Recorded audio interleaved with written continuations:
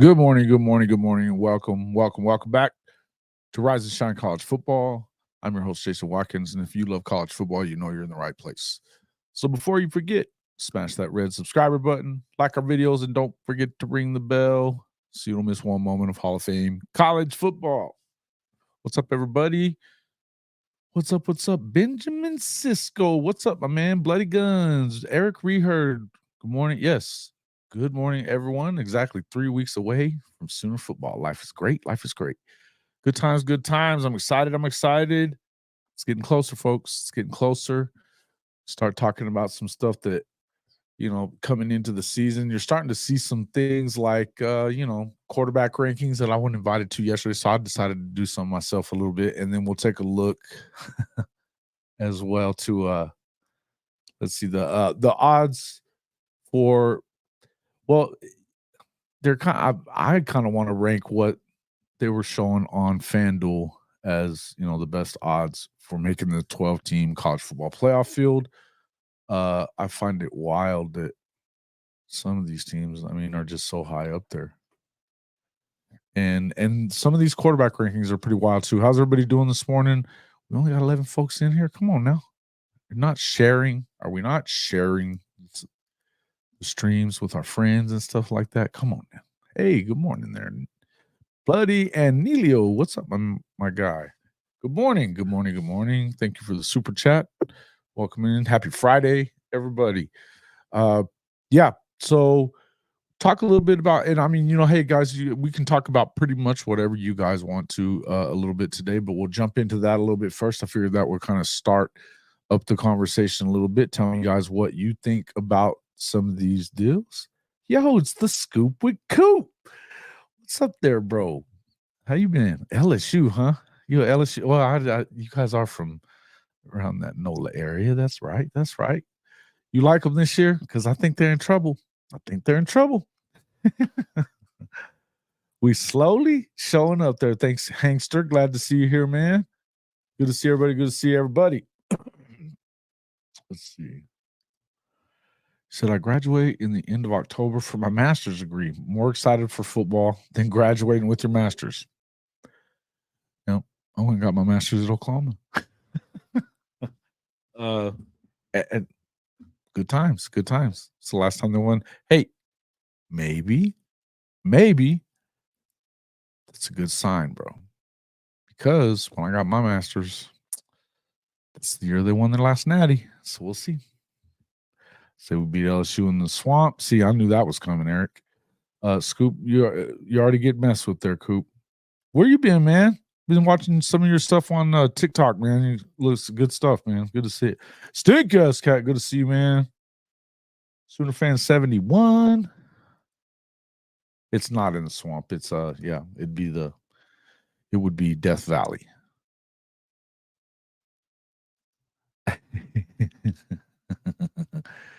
The problem is they don't have as much talent on the defensive side of the ball this year. They're not doing very well in the portal.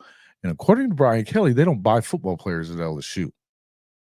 They buy women's basketball players, but not football players. Just so you know.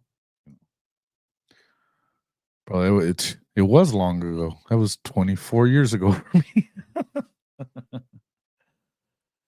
Look, good morning. Keep it saucy. What's up there? Spaghetti, keeping it saucy. I like it. I'm not sure who this is, but welcome into the show. Appreciate it. So, but I tell you, well, that's going to be one of the toughest ones for Oklahoma, though, Coop, in their first year in it. So it'll be tough for them because they got to go on the road. Mulkey is better than Kelly, confirmed. Yeah, Bevo's bodyguard. Looky there. I actually can agree with you on something for once. There you go. But what I'm always going to do here. The brand has finally returned. Fuck your brand. It's not a good show start if we don't do that. And since Coach isn't here with us, we'll just, in honor of Coach. You know what, guys? In a nice way, fuck y'all. We don't give a shit.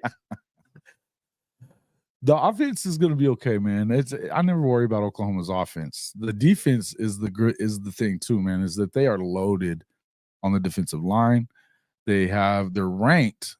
Their linebackers are by field still ranked number 2. So is their corners, but they've got them ranked around 20th in the country as far as your defensive line's concerned.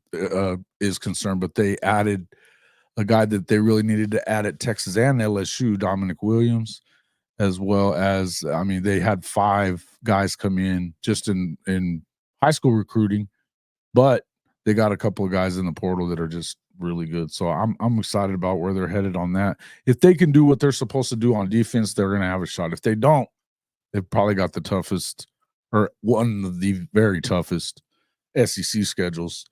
Certainly better than the ones that, the one that the training wheel schedule that they gave Texas. So, we'll see. You did not make Onikuno cry. Quit lying. Stop lying, Bevo's bodyguard. Let's see what we got. What's up there, Mars Jams? Good to see you, my man. What's up? What's up? Let's see. One thing I like about Moki is their son is starting for the Redbirds. Really? Huh. Go figure. Is he's starting where? Is he what is he? Just a player? He's a position player. Sooner Cowboys. What's up, my dude? Thank you there, buddy. Welcome into the woodshed, everybody, as well. Darian Keener. That's what I was wondering. I feel like Hicks should get some run. Barnes has experience, and Tatum and the big gun coming in. Look, shoot, man. Taylor, and that's what I say. Offensively, you ask the question, I'll go ahead and tell you. You got a new quarterback. That's what everybody thinks is such a big problem. We've seen brand new quarterbacks, first-year quarterbacks do very well lots of times. So the reason you would think that they're going to be pretty good overblown thoughts about the offensive line. When you got the best offensive line coach in the country, you got a guy that he was a starter for the last 3 or 4 games of the year anyway. And that was over their number 1, the guy that went in the first round, Tyler Guyton. In any event, Bill Bedenbaugh has more offensive linemen in the NFL than any coach in the country. So they're going to be fine on the O-line.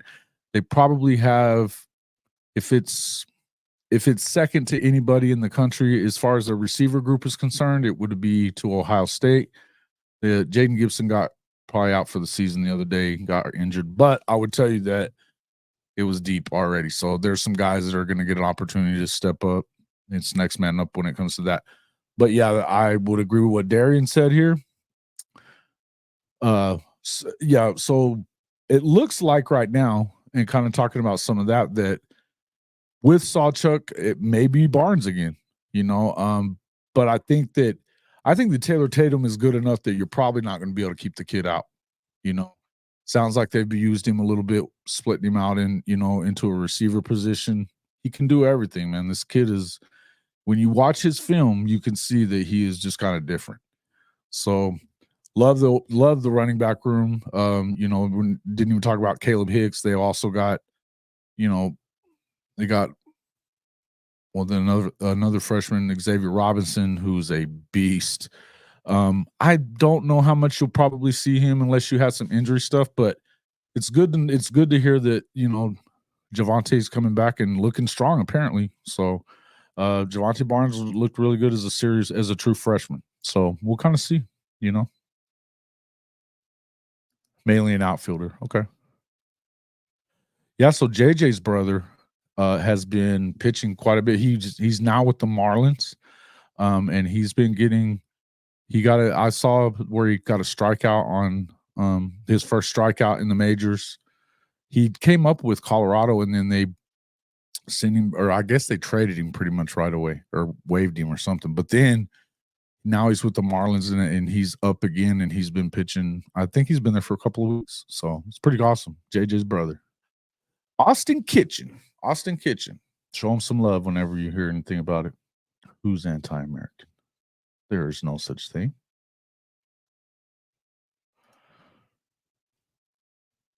If Bates gets, I like that. T-Boomer, what's up, my man? Good to see you, man. If Bates gets the nod over Hickman, then look out. Listen, man, and because Preston Hickman looks really good. You know, he's a guy that's played a lot of college football. He was an all-conference selection. I mean, there's a reason why people wanted him. I would think that, you know, I mean, there's just, he's done very good and SMU's not exactly chump change anymore. They're not just chumps. So I like their coaching situation, what they're looking like. And so that's, yeah, listen, if Joshua Bates beats him out, which I mean, we're talking about it after the first week, and you know how coaches are. Sometimes they're going to love on guys, sometimes they're not. But I would tell you that Joshua Bates is a bad dude. He's got a nasty streak in him. You could tell. Yeah, I could see that when I saw him in the high school All-American game in San Antonio 2 years ago, I guess it was now, or almost 2 years ago. Stud, man. You're also hearing about Hito Zeta and some of these guys kind of pushing for their spots as well, as far as the guard position is concerned. Gary and Hatchett does it. I mean, if he's having to go up against Fabici Wiwu, forget it. He's not going to get that job, you know. But apparently, and you're starting to hear a little bit about, obviously, the Haitian law firm. Our boy, true freshman, he wasn't even there in spring either. This is so crazy when you start thinking about that. I mean, the line's going to be good. The reason why they're going to be good, I would say, probably because of how much they're going. And you know, I was watching on what Teddy and Gabe were saying the other day, and Gabe was like, "Man, the worry that was there in spring, not so much no more." That's good to hear. You know, and I mean, he was one of the best linemen during his time. So he knows the system. Absolutely, man. Yep, he knows the system. I did see JJ Bro get some game action. Yeah, it's dude. Yeah, he. I don't know if I told if you were in here whenever I was talking to Coach about that. So when he went and saw his first start, or not his first start, his first action there in Colorado, in Denver. And he's like he's got his phone out and he's showing him in the bullpen down there getting ready. And dude, his freaking hands were shaking. I mean, that video was trash. and he posted it obviously there in Twitter. I was laughing. He was freaking out. And I said, "Oh man," I said, "Little nervous there, JJ." I said, I hope your brother's as steady as you are." He was like, much steadier. I'm good. He's good. I'm not. That was funny. Hilarious stuff, man.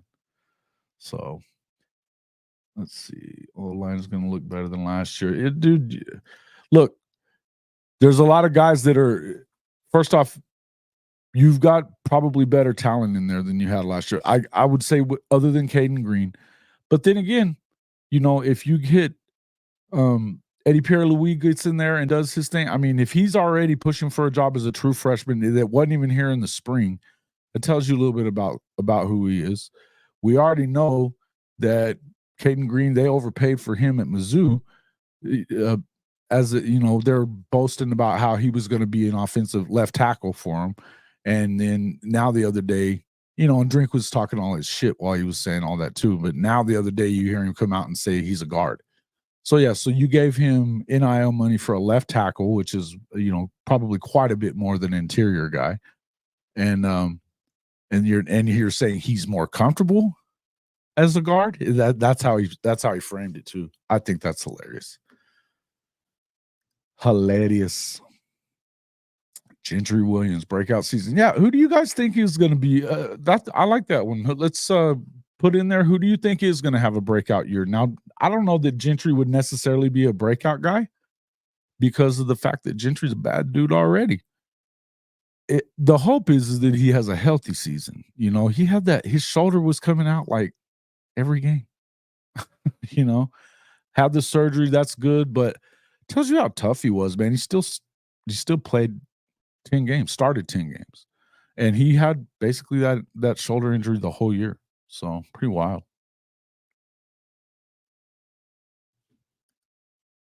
Yeah. And that's it. He's one of the best cornerbacks in the country. Something you guys wouldn't know anything about. Caden Helms is going to be a breakout season, says Bishop Frank. Welcome into the show, Bishop Frank. Love it.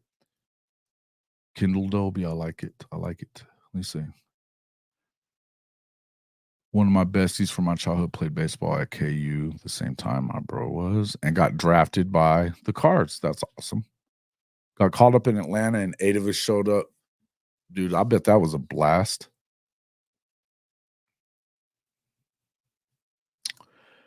Love this one. Caleb Stacy. Good call. Dude, I bet that was an unreal. And then that's what, when we talked to JJ about it, he was like, you know, there's just not another, probably my best day, he said, you know, and just the, you know, the emotional moments that they had and stuff, you know, when he got to see him before the game or whatever, or after the game, whatever it was. But, you know, it was pretty cool stuff. Really, really cool stuff. If no one does, Max protect the whole D line. We'll have a breakout year. Listen, you're starting to hear a lot of stuff. What we, you know, all of us guys, you know, whether it's Coop or Jay or any of us guys, you know, I've had, you know, we've all kind of talked about it, but you guys know that I'm a Nigel Smith fan, but he's been moving out there. But you're starting to hear that Danny Okoye is just, he's freaking people out with how good he is already. You know, PJ hadn't, you know, it sounds like he's better and better all the time, but as soon as that light flickers on, I mean, man, the video that I've seen where, I mean, just him standing there, he just looks different. Just different, bro. Who the hell are you talking about? Bevo. Those dudes are, they got a trash secondary at Texas. They got a trash D-line at Texas. You guys are so screwed. It's going to be so fun. Yeah, he was balling there, dude. Love it. Okay. Yeah, the last you checked. Yeah, I know. They love them in the all preseason team. I get it. We'll see. We shall see.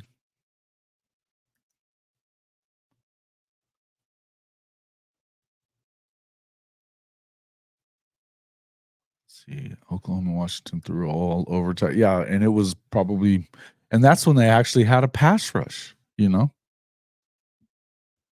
they didn't get home much. Oklahoma got home on that vaunted offensive line, though. You know, they're so bad on Oklahoma's going to be so bad according to these guys, but they couldn't get a yard on them with.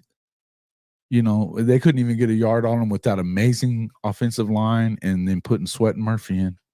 Texas fucking sucks. This is just the truth. You guys are going to fall flat on your face this year. It's going to be hilarious because watching the meltdown in Austin is going to be great. It's just going to be awesome. Oh, God. Let's see. Let's just do this. Go ahead and do this now. Settle down there, buddy. You cried a little bit. I bet you cried a lot. Come on now. You know you cried a lot.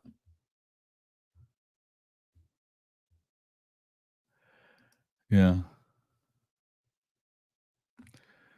Yeah, they certainly, you know, had their moments.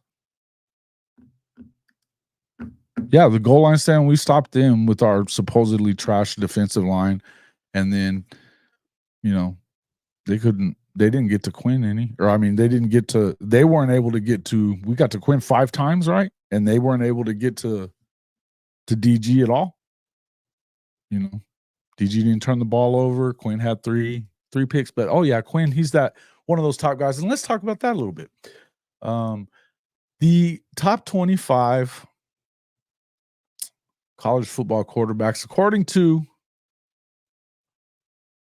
247 Sports. Let me share this real quick.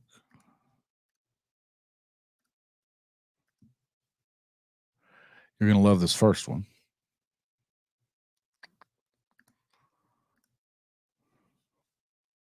Blow it up a little bit.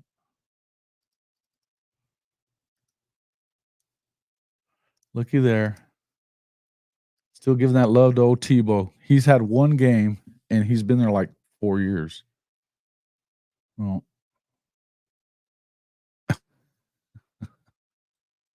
Lincoln Riley deserves the benefit of the doubt, it says, when it comes to quarterback production, given the fact he's coached 3 Heisman winners at the position.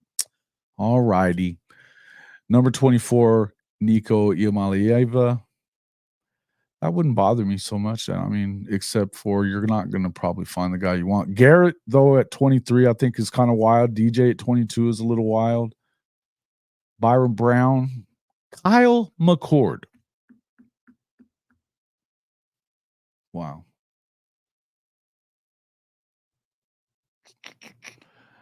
Cam Rising's pretty low. Grayson McCall. I like Grayson McCall. Seth Hennigan. I mean, he's good. He's pretty good. But Connor Weidman, what the hell has he done? He's got 1,800 yards in his entire career. I mean, come on.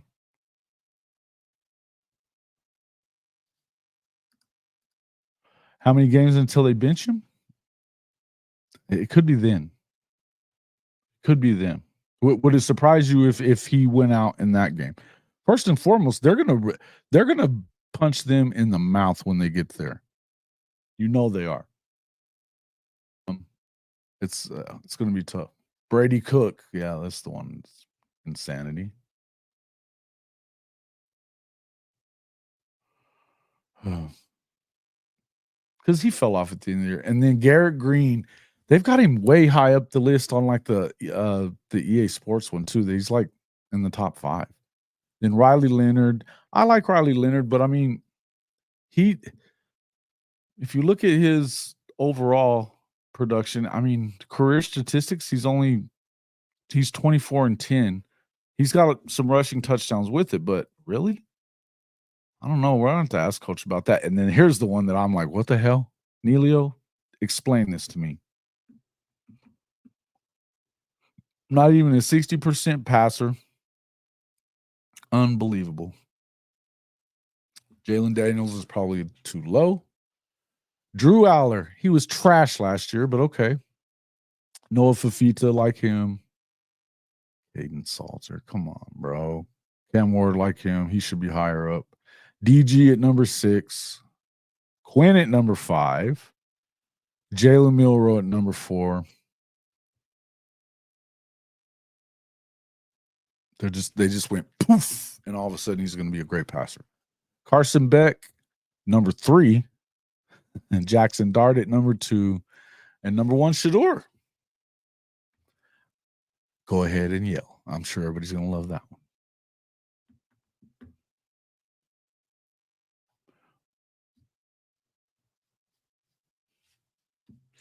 Yeah, we'll see about that. I'm going to say this about Dylan Gabriel, and I'm a fan of Dylan Gabriel. Everybody knows that I am. There's a reason he didn't stay. He was going to have to compete for the job. Feels like if he knew he could win that job, he stays. That's all I'd say. Art should have been number 1. Okay. Listen, and I'm not saying that look, it's great that he has the experience that he has. The truth be told, he's probably in a better position at Oregon because of the fact that offense, they're not big on throwing the ball deep. And we know he doesn't hit the deep ball. Truth is, if he was going to make that move, part of it was probably because of the way Oklahoma fans treated him at times. And definitely, and he was a fan of Jeff Lebby, and weren't that loving to Jeff last year. It was kind of what it was. Yeah. No, it is what it is on the Arch thing. I think he'll do a good job. I think he'll do a good job there. I think DG will do a good job there. And I don't, again, fan of him. Hope he does a great job there. I don't know that it's as easy of a year for Oregon as everybody acts like it is. I think they are going to be good. Christopher Shannon Shador paid for that ranking. Yeah, I don't know. Listen, you look at what he's a 68% passer. He's got 10,000 yards, almost 100 touchdowns to 17 interceptions. Now, I know he played a couple of seasons at Jackson State, but last year's numbers were big. He was right up there with anybody, and they sacked him 55 times. If they keep that guy on his feet, Shador's a baller. I know, I understand not everybody loves him. I understand that everybody thinks that Colorado's going to fall on their face. You can't say and be serious about college football and tell me that Shedeur Sanders isn't a good quarterback. You can't do it. You don't have to like him. You don't have to like the way he is. I get it. But you can't say he's not good and be a serious college football fan. Yeah, I mean, look, you just can't do it. He had like 3 interceptions to, I think it was 27, 28 touchdowns last year. And he got sacked 55 times. It's insanity. He's the first-round draft pick. Absolutely a first-round draft pick. If he did you see Malik? Malik's a baller, dude. I'm glad Malik Murphy transferred out too.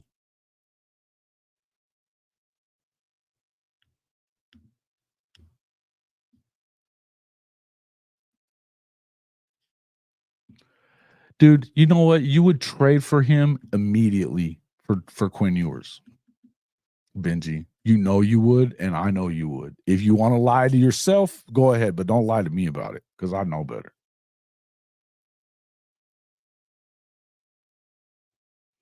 Neilio, again, I understand what you're talking about, and I agree with what you're saying there. But they're playing North Dakota State, correct? That's their coach just left too. Because that's Matt Ince, right? Matt Ince is the coach there? Or is it South Dakota State they're playing? You're insane. Okay. This is egregious. Oh, dumbass. It's a stupid you know better than that. The SEC channel is not bad. What?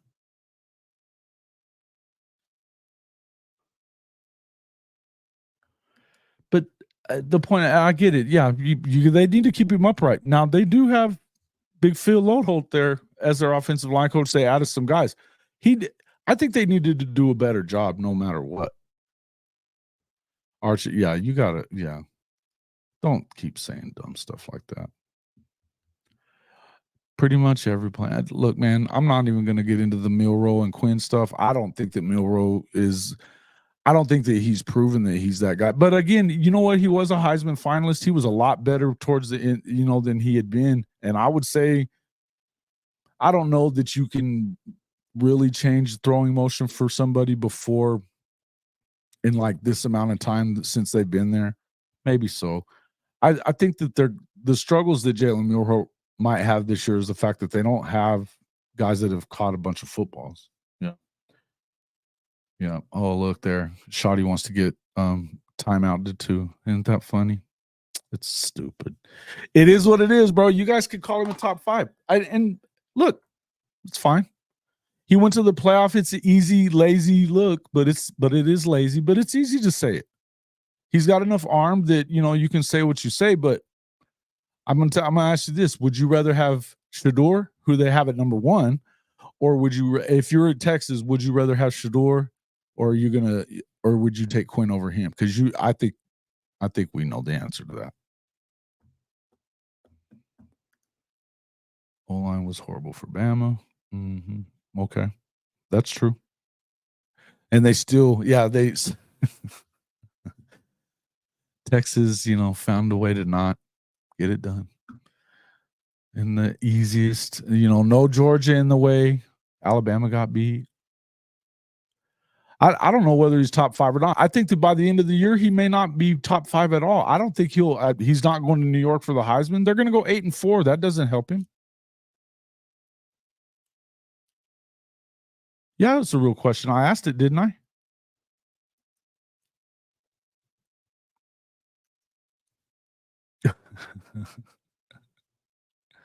He hadn't gotten that out of line just yet, but, you know, hey, it is what it is. All right. My thing was, okay, so no, you didn't get a Jackson Arnold, but you have guys like Kyle McCord in there. Byram Brown from USF? Really? Okay. Wow.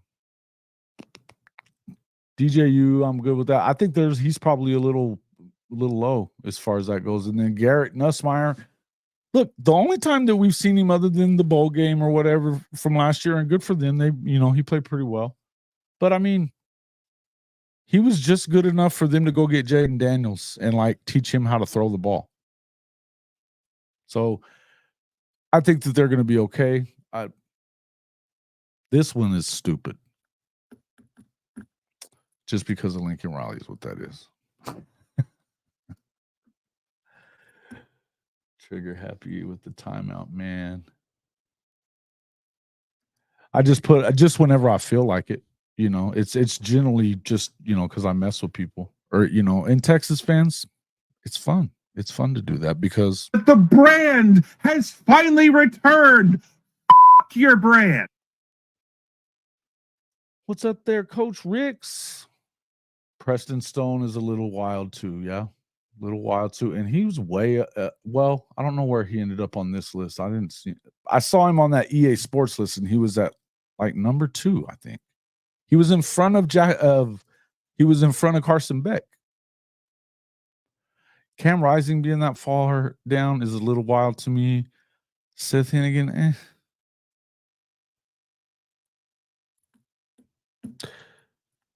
And how many? Yeah, let's talk about the last game, and that's where what we should be talking about. And what did he do? He turned the ball over 3 times. He put 23 on the board. They got a blocked punt for the other touchdown. He didn't play well. Couldn't get him in from 1 yard out. Quinn ain't that good, bro. I am, and that's like a week or 2 away, right, Stephen G? Welcome in. I think Rocco's very good. Yep. I would have added. Yeah. I think that, look, man, I think that Oklahoma quarterbacks, and I mean, you can even look at what you've seen. The offense has been the offense since before Lincoln got there and since he's been gone.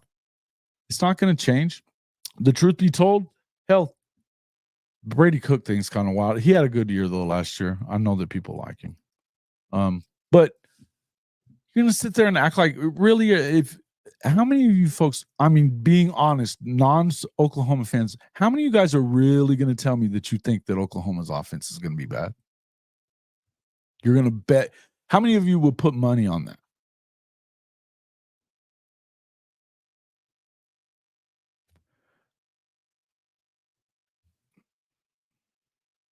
You're wild.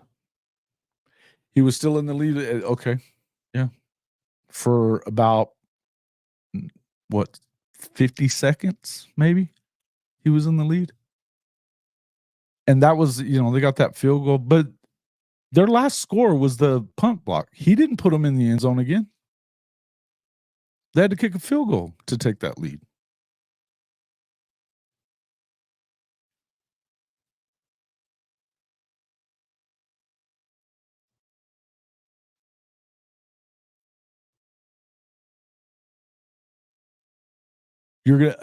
How much money you got on that, Bevo?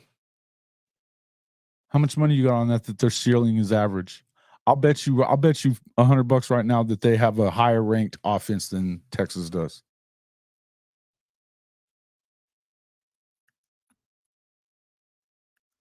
Lock it in.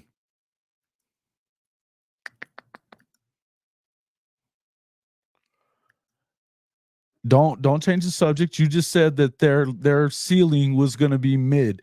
I'll bet you right now that they're better on offense than Texas is. Do it.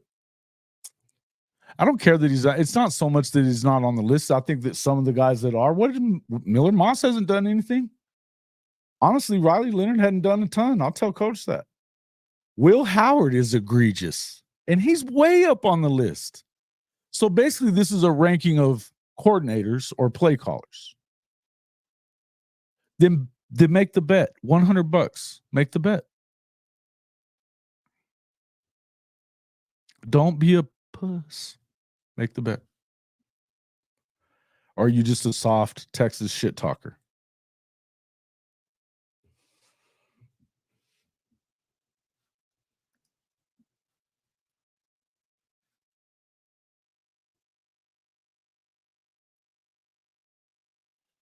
You guys are soft. Both of y'all are soft. Both of y'all are soft. He got hurt, but look at his stats. Look at his stats. He's got 24 touchdowns. He's got another 20 on the ground, but 24 and 10, that doesn't make him a great quarterback. It means that he's pretty, I think he's a stud, but will he stay upright?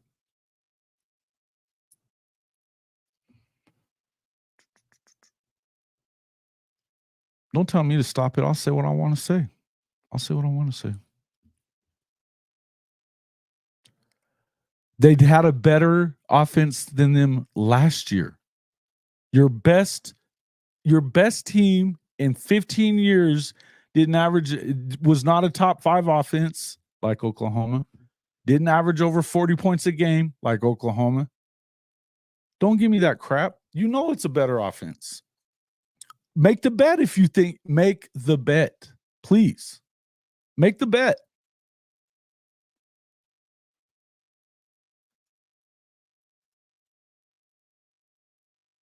Oh, looky there. See, there you did it. Bye. Make the bet. Or don't say nothing else like that. Come on, man. You can sit there and say all that stuff, but Quinn didn't have the season that he's. In fact, both of his seasons, as much as we're talking about Quinn Ewers, and let's go look at his real quick. In fact, we'll just look at his years of actually being a starter.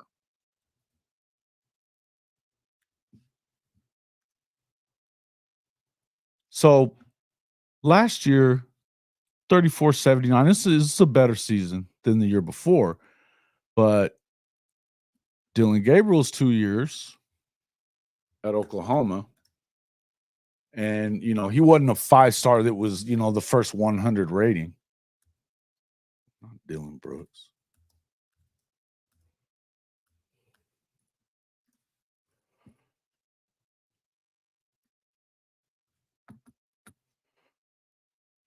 So, see, he had more touchdowns by a lot.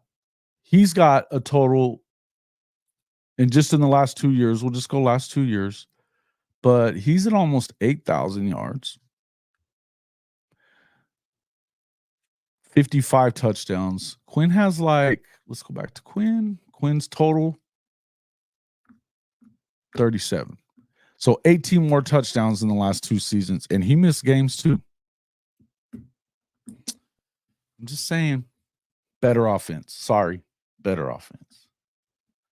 Yeah, and guess what? Jackson's a better passer. Y'all are screwed. That's why you won't make the bet. You can say you can say what you want, there, Bevo, but you're not making the bet. You don't have the stones to do it. He did not miss 5 games last year.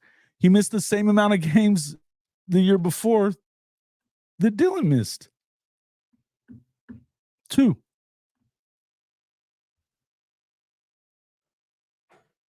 They're gonna.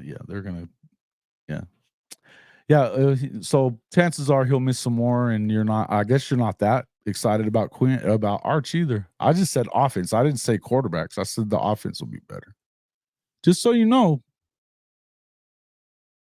definitely got a better receiver room. The running back room, pretty damn good too. They're both ranked in the top 5 in the country as well. All this shit y'all want to talk about the Oklahoma offense. They've got an amazing receiving room. They've got an amazing running back room.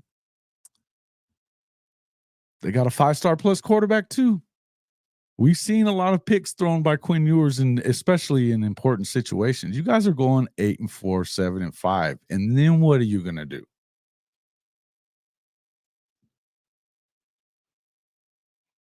Despite the numbers, you would still take. Okay, yeah, okay. You didn't win because of that offense last year, and you had A.D. Mitchell and Xavier Worthy and Jatavion Sanders and Whittington and Brooks for a lot of the year. That's not why you were winning. You won because of your defense, and your defense couldn't stop Oklahoma.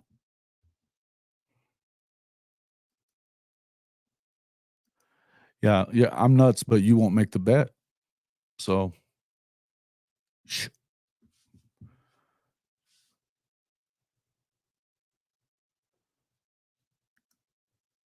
Yeah. Yeah. Well, it is what it is.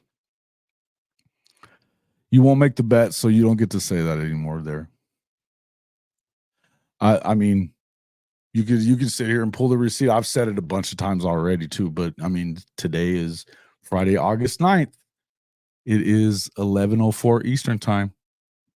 Take the bet. Don't be so weak. Don't be so weak. They've had a better offense both seasons than Texas did. And the first season, they still had Bijan and Roshan, plus Dylan Brooks, and all those guys except for A.D. Mitchell. Crazy. What's up there, Ryman Lemon?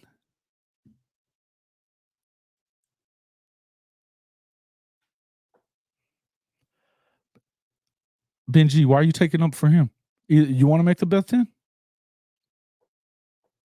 You want to make the bet? Because I just do that so it's always, I put everything in Eastern time so everybody knows what time it is where they are. Not Dylan Brooks. You know what I'm saying. You want to make the bet since he won't?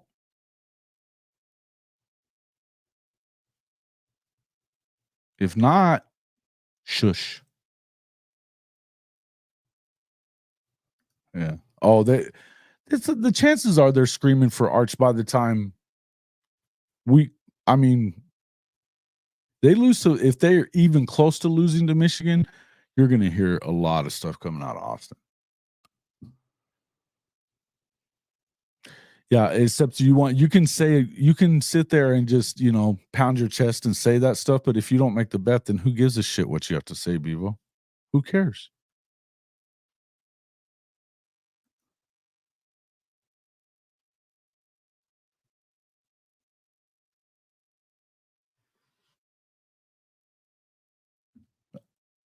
Offense, ranking, total offense, scoring offense, whatever, either. They were better in both last year. They'll be better in both again. You're not going to make the bet. And that's the whole deal. Yeah. Thank you. Thank you, Hank. See, yeah, they talk all that trash. They're saying stupid stuff, but they know it doesn't even matter. I suspect that you're going to be fine. I've said this a bunch too. If you've been in here, and I know you have, both of you guys this is almost like it's a freaking Texas stream for you guys. So, I've said, I don't worry really about the Texas offense. I think in pressure situations, Quinn's going to crumble like he always does, which is a good thing for Oklahoma. Let him play. I think you're going 8-4 because your defense is going to be shit. It's nothing like it was last year. This is why it just makes me so, it surprises me so how people just glaze you guys all the time, and it's, they're going to the playoff. It's not close to as good as last year. Not close on defense, and that's why. No, you're not. No. Now, see, now you're saying stupid stuff. Timeout. The bet would be to who's got a better offense, who has better. You're going to take a bet. The bet. What are we betting then? Well, you're going to bet which you want to go one stat or the other. Which stat do you want? I'll take either one. But Oklahoma will probably beat you in both. But I'll take either one. Let's go. You know where to find me. Yeah, the better running back room stuff is a joke too. But look, at least that is arguable. The wide receiver room, it ain't close. It's not close. It's not close. I don't care what the SEC media poll told you.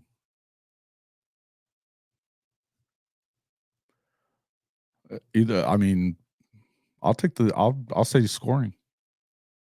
I believe in their scoring offense. It doesn't matter though. Yeah, with Baxter's going out. Listen, here's what I would tell you about that. The guys that Jaden Blue had like almost 4,000 yards in his sophomore and junior season in high school, and then didn't play his senior season. sub 11, 100 guy. He's good. I think he was better than CJ Baxter was last year.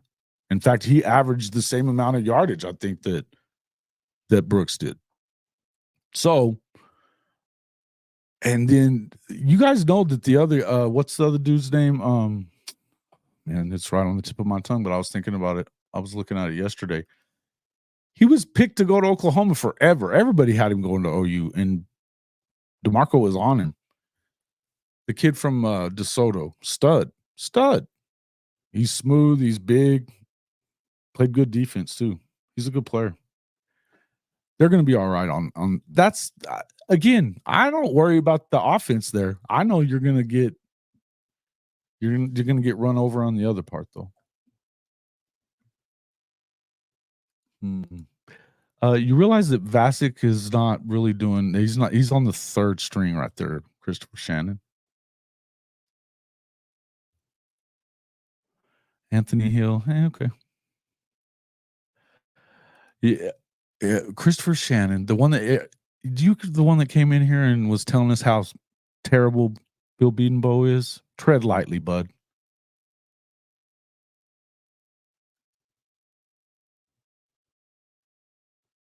Was he? What happened with who did JD Piquel? Wisner, yes, Wisner, dude, he's a stud. I looked at his film stuff, and I remember, I think he had a pretty good game in that semifinal game against Jackson and them. They beat the shit out of him. But I mean, they also had, they were a really good team, but this is what it is. Quinn is the Jimmy G of college. Is he though? That's why he's still on the third string, according to everybody else. I don't know, because one of the guys that I actually trust about Texas was hating on him pretty bad on Twitter yesterday. You guys, you can't believe anything you say. Come on. Every kid in the camp is a T-shirt All-American. Facts. Hey, listen, I'll say Trey Wisner's good, man. He's good. What running back that went to LSU? Who are you talking about now?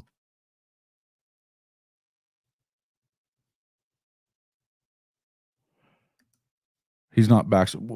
He's a redshirt freshman too, but no, he's not Baxter. But Baxter was the #1 ranked running back in the country, wasn't he? And when I know this, the guy had, I think he averaged 20-something yards a carry or 17 yards a carry or some stupid crazy shit like that as a junior before he got to DeSoto. And then they had a loaded backfield. He didn't get a bunch of time. Look at the way he runs the ball. I didn't think Baxter's looked great so far. He averaged like 4 yards a carry. I mean, I think Jaden Blue was better than him already right now. I mean, you just got to wait and see on it, but I haven't seen much out of Baxter that made me think he was great. I mean, I think it sucks that he got hurt, but it is what it is.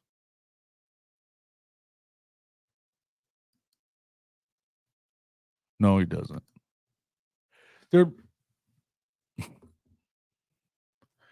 I'll tell you one thing. And I mean, look, if it's going to come down to your offense when it comes to Oklahoma, you're screwed anyway. Because it is going to come down to your offense. You're going to have to go out there and score on a way better defense. So I was screwed. No, not Duncanville. I said DeSoto. Because that's where he was at. Wisner was at DeSoto. Caden Durham is the guy from Duncanville, correct?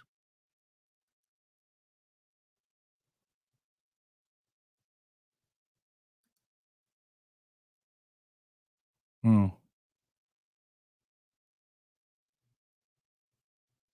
I'm not saying that I don't think that CJ Baxter is good. I do. But the thing is with Wisner, you don't know what's going to happen with him yet. And he hasn't had the opportunities yet, but he's big. He's a smooth runner, but dude, kind of reminds me, when I look at Taylor Tatum's tape right now, I love the way that, you know, he doesn't look like he's moving his legs that faster. It's real smooth when he makes cuts, but angles disappear. I know that. The dude's fast. He looks good. Who's the gremlin? That's what I said. Trey Wisner was at DeSoto. I just said DeSoto, bro. Yes, we understand that. Thanks for letting us know, though, Captain Obvious. Appreciate it.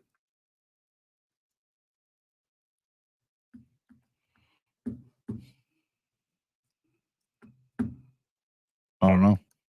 I don't think he's going to have to handle. That's what I think the other guy's for, right? Wisner. They're going to probably have. I know that Sark likes to run one guy more than. I mean, but I don't really know why. Why would you want to put all of it on one guy? Mishandled Savion Red. I could see that. He was good when they played him. I don't know what it was about Savion. Why was that? Explain that one to me, right?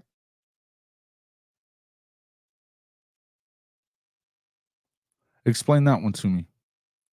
Why didn't Savion Red get more touches at the end of the year last year? He looked good.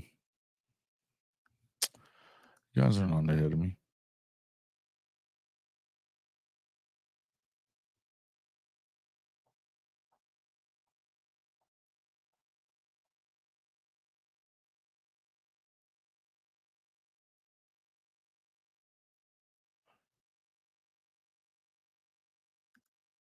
Coach Ricks was if you guys hadn't gotten over there and checked out Coach Ricks's channel, you got to get over there and check it out. It's called Coach's Talk.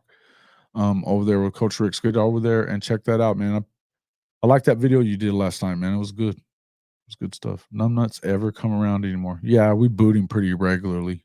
You know, never really boot him, but yeah, he still comes in.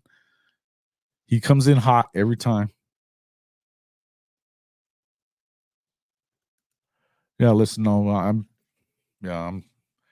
think it sucked when he went down. I mean, and he looked like he might be going to be that guy. We'll see.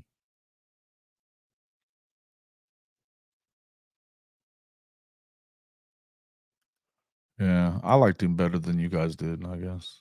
He was always in the doghouse, yeah. Well, it's weird though. Somehow some of those guys end up in there, but it is what it is. I mean, that doesn't mean he wasn't good. What do I think? I liked them. The throwbacks, the old throwbacks to the Bud Wilkinson days. I liked it. Those are good looking things. Miss her.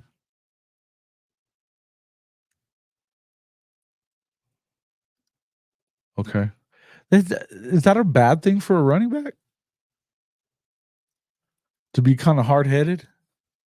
Seems like that would relate to running the ball a little bit. Coach Ricks refuses to supply tea and snacks. Snakes. Such a shame. Snakes.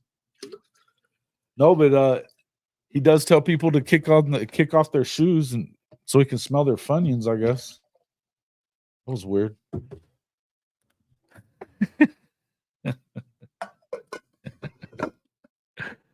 No, don't you have a show coming up? Are you having one today there, Coach?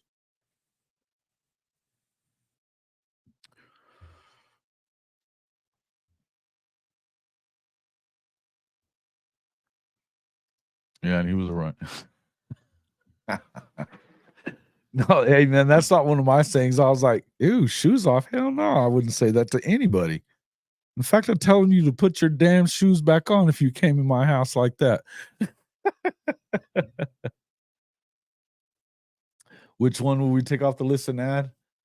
I would definitely probably take. I mean, look, we haven't seen anything out of this Moss guy, and I don't even know that he's gonna start. To be honest with you, I think the kid from UNLV is better. He's more dynamic. He can throw the ball, can run the ball. They were really good. He was really good at UNLV last year. Kind of surprised me that he was so quick to commit to Miller Moss, but that doesn't mean anything. As we know. Will Howard would not be on my list. Here's what I think, though. What I think there, Shawty, is that they put in guys based on the coach that is there, you know. So Miller Moss got in there because of Lincoln, obviously. And then, I mean, you know, let's ask O'Neilio what he thinks of your boy there.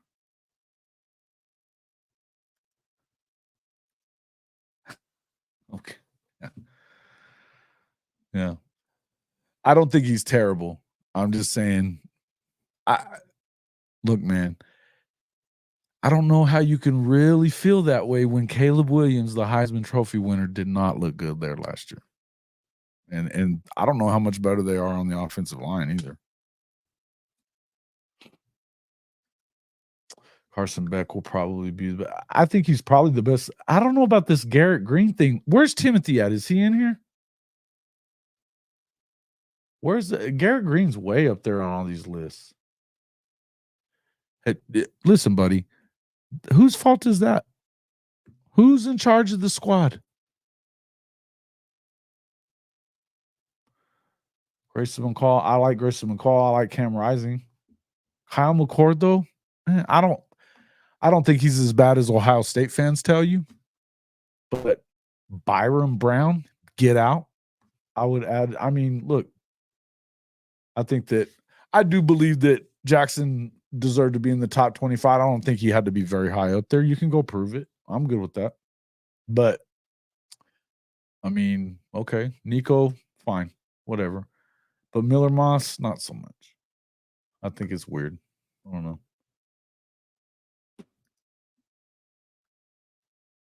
Yeah, for sure. Well, he didn't make it in the top 10, but yes, he did, didn't he? He was in the top 10, wasn't he? I mean, 12. He was number 12. He doesn't completed 60% of his passes. He's got barely, not even double the touchdowns to interception ratio. I don't love him. Now, playing for Ryan Day and Chip Kelly, can you expect some more out of him with that receiver room? Maybe. But I don't know, man. Are you really positive that he's going to be the starter? I don't know. This one I don't really get. Actually, yeah, I do. But their offense isn't very good. But I know everybody likes Drew Aller. Fafita's fine. Good with that one. Caden Salter, he's at Liberty. Who gives a shit? Cam Ward, I like him. Dylan Gabriel. Quinn, he deserves to be in the top 25, but I wouldn't have him there. And I think Milroe's I think he's a great player. I don't know how great a quarterback he is, but I think he's a great player. He's a stud athlete. You know, he had 2099 was, well, most of that was a lot of last. He was just started just last year, right?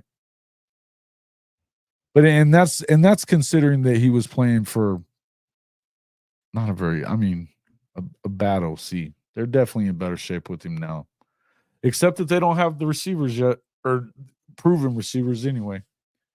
Jackson Dart, I mean, I think that I think he's going to be one of the better players in the country. But I don't think he's not better than Carson Beck. And again, I'll tell you that I don't have a single problem with Shedeur Sanders being there. Not even kind of.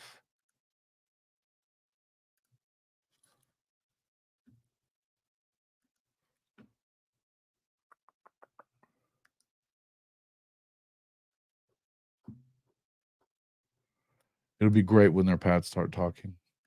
I don't think you think he's bad. He's also learning a new system. He'll be fine because Colton Hickey, their coordinator, good coordinator, man.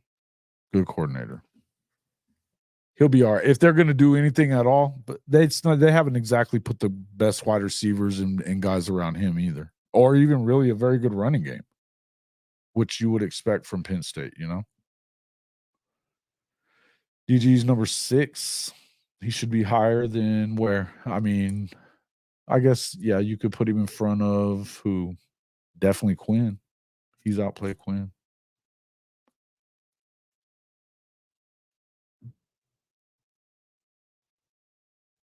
I think Cam Moore could be higher though too.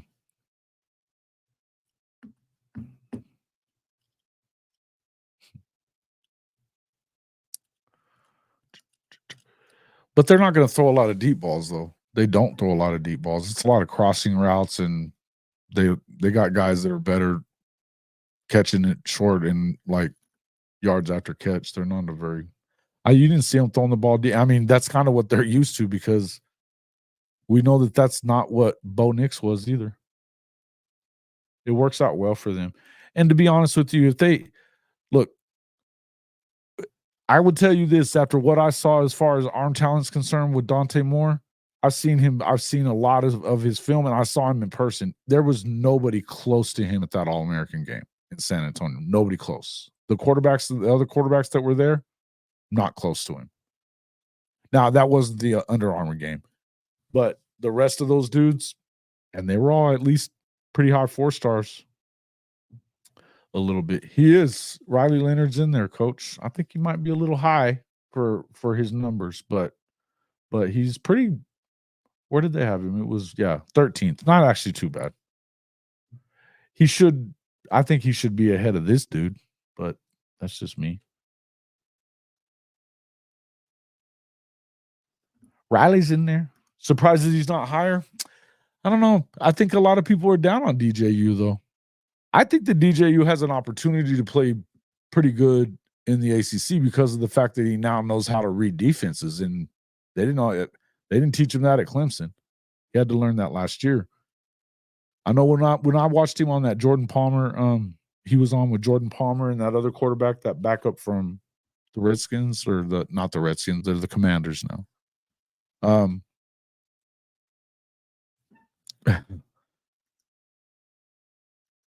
Yeah. You have him around the 20 spot. Well, that's 2 spots difference there. You did mean just a little higher, huh, bro? That's funny. What do you mean it's funny him relying on Riley? What else would he do? Lincoln?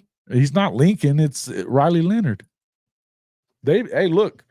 That's what they have to rely on the quarterback situation there, and they better be better at receiver a little bit. Yeah, well, this is the 247 list. They've got him at 22 here, I think. Wasn't that right? Yeah, just ahead of Nussmeier. So he was good at times. I think that we'll have to kind of wait and see. And I think that his I think that the offense is going to be a little more friendly for him, but except that I just don't know what they have as far as they got that one kid from Alabama, right? But he hadn't done much yet. We'll see. But he doesn't have the guys that Jordan Travis had, and he could throw it better than Jordan Travis can, but he doesn't have the same kind of guys, and they lost a lot of guys on their O-line too, and he doesn't like to run. He's going to stand in there and deliver it.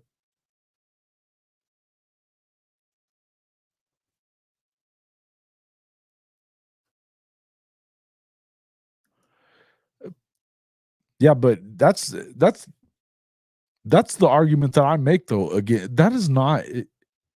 We had DJU's dad, and he was like, hey, he didn't have the same weapons that those other guys had. You know, you're going to expect, and look, K Clubman hadn't done anything either there. They haven't given them the same receivers. I mean, they've got a couple of guys, Wesco and that other kid from that Coach I think is better than Wesco too. But they're both freshmen. They didn't do anything to really help them on the line. They've been bad on the offensive line, and they're not going in there to get anything in the portal. None of these guys are good enough to play here. Well, Matt Luke is their line coach, which may help that. But you better hope it does. I think Brian Wesco's a hell of a player. He did get better. He did get better.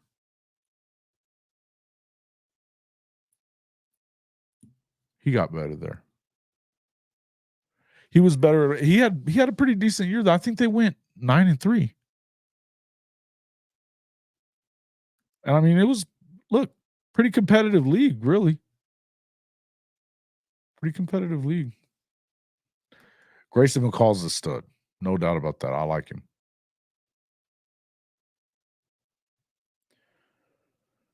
I like this question down here. Still waiting on you having Mike Boggs back on. I think he was going. Forget where he said. I think they were going fishing the other morning because I was gonna have him on. I was talking to him the other night. He's gonna come back on soon. It won't be long. Top 5 quarterbacks at the end of the season. Well, I certainly think. Let's see if we look. Go back to it.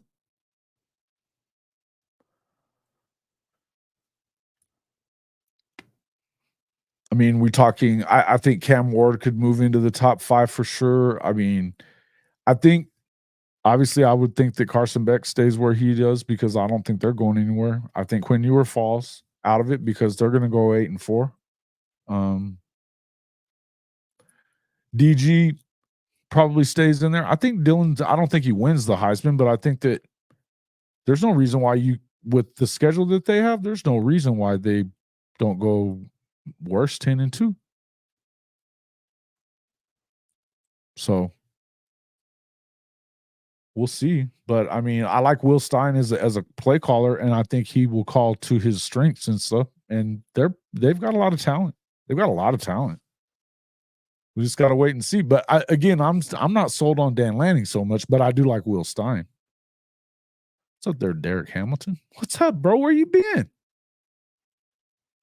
Seatbelt Mafia, man. Where have you been? I actually sent you a message in Twitter a while back. We've been wanting to know how Seatbelt is. I talked to his pops though a little bit. They're running his ass, huh? I don't know. So I would say, I mean, I can see DG still being there. Quinn won't be, or DG would have to move into it. Milroe, I think it kind of depends on where they are. Again, I'm not predicting the demise necessarily. Beck, Shador, Gabriel, Dart, and Ward. Yeah, maybe. I can see that. Ain't no way, Quinn. Ain't no way Quinn's making it. Yeah, not happening. And Miller Moss is going to be a top 5 at the end of the year. Bevo, you just trying to get booted now. Now you're just playing. Please do. Orgy needs to win the Heisman because of the name. They can have Booty in New York City with him. There is not. They're going to put up numbers. Did you? The trolling part I was talking about was Bevo putting Moss in there. You cannot tell me that you think he's going to be a top 5 at the end of the season. And with a straight face. No way. Come on. That's crap.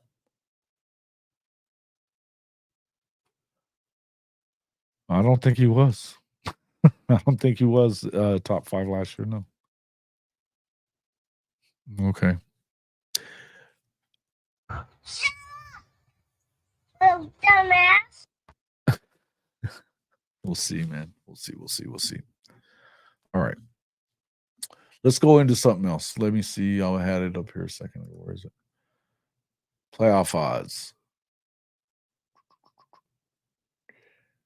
So, Coach, you probably like this. You've got, let me present this. Where is Coach at?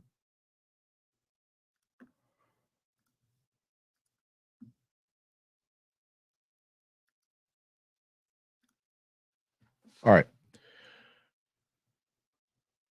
It's a little weird on this one, but number 1 odds, Ohio State. I think that's because they feel like, obviously, they feel like Georgia has a tougher road to get into the playoffs because really, aside from in the Michigan game, everybody's assuming they're going to beat Michigan. I would tell you that he better, but minus 650 to make the playoffs. So, I mean, you'd have to pay a lot to make $100. So, yeah, you have to pay 650 to make 100. That's insanity. All right, yep.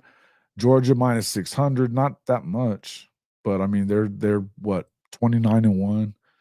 Oregon in the 3 spot. Okay, that's where a lot of people have them. This is funny here. But yeah, I mean, you know, this is a bet you stay away from because you know they're not making it. But this one surprised me here because I actually do see why though. They play an easy schedule, but you have to give up a lot of money just to get there. If Notre Dame loses to Suck, they should get a 3-year bowl ban. Coach, you gonna let him get away with this? Oh, I'll just do it for you. Shit, it's just better that way. You know what, guys? In a nice way, fuck y'all. We don't give a shit.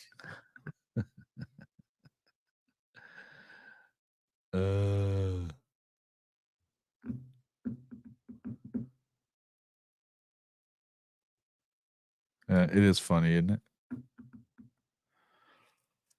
it? This is man, I love the statement because it's absolutely true, bro. Absolutely true.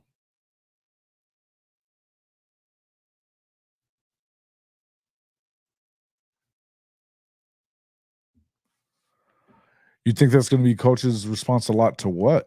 Even if they're half-assed, they're going to win 10 games. If they're half-assed, they're going to win 10. And I think they're better than half-assed. They've got a nice defense. The offensive linemen going down, they've got a lot of depth there. They've been one of the best offensive line teams in the country for 5-6 years now. So I wouldn't really concern myself there so much. But you know, they're young though. They probably can't afford a bunch more of those kind of deals. But that was a fun stream, right?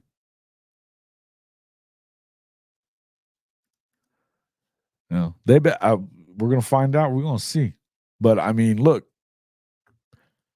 coach will be the first to tell you that he thinks they better win 11. He doesn't think they were going to get in at 10-2. I think they easily get in at 10-2. I don't even think it's a question. I don't even think it's a question. They'll get a home game at 10-2. It may be the last home game, but that'll be.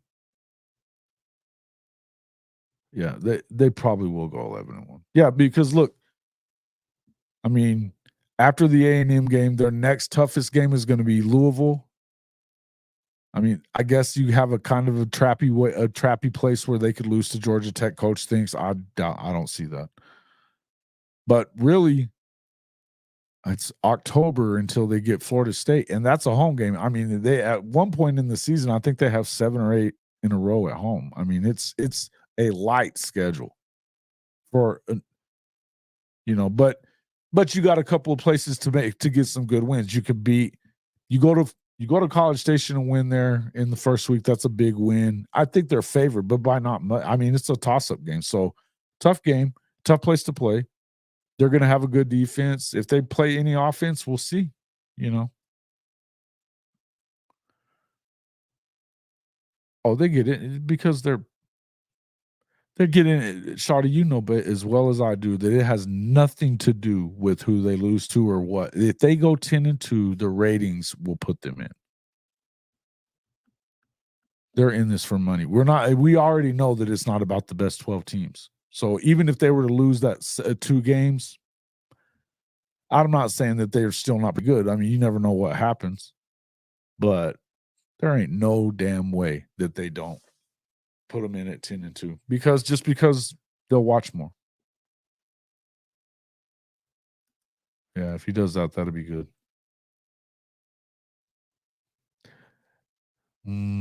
This is funny, huh? I tell you, a lot of shit talking going on today. We'll see what happens a couple days after Thanksgiving, though. I think they're going to beat y'all's ass, too. Notre Dame in a conference called Love by the Media. Well, and I mean, I don't know why anybody bitches about it anyways, because, yeah, they don't play a conference championship game. So what? They'll never get a bye week either.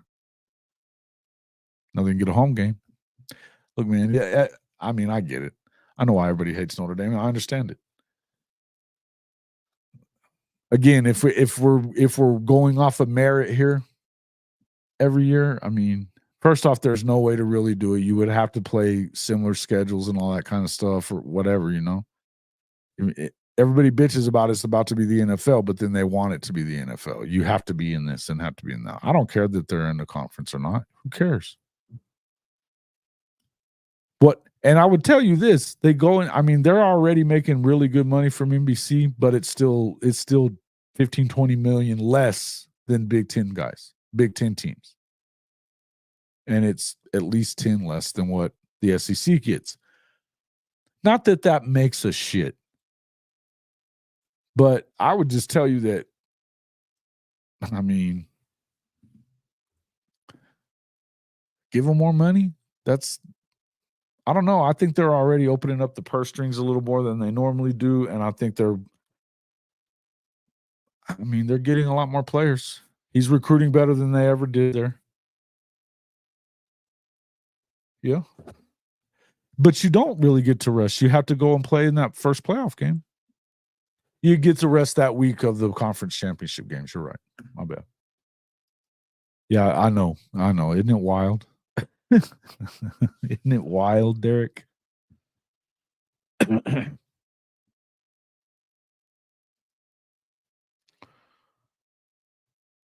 Yeah.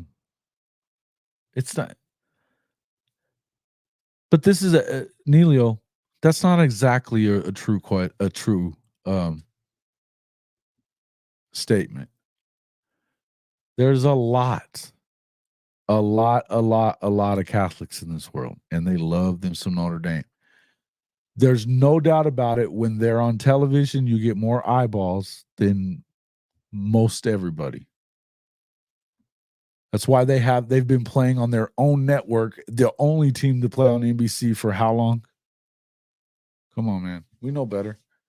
I'm not saying you have to like them or like that, but I'll tell you that, yeah, they make a shit ton of money, man. Look, they're a brand that, there's a couple of those brands that they transcend whatever sport they're in or whether they're good at it. Like Carolina, same thing. They don't do shit in football. It doesn't matter. Their basketball program, they are one of the most recognizable programs. That's why the SEC would rather have North Carolina in a heartbeat than Florida State and Clemson. It's not close.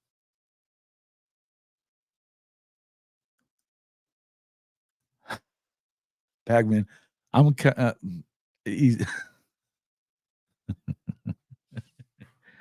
was funny though, by the way. You guys are gonna Coach, get in here, Coach. 10-2. Okay. I like it.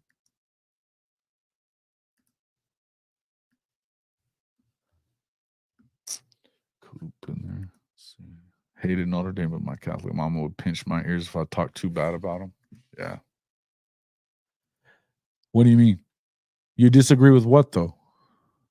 That they're a bunch of people are going to watch them?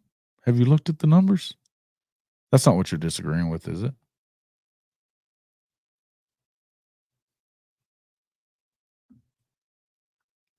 Bevo, we don't care what you're saying. We know you're not really saying real stuff.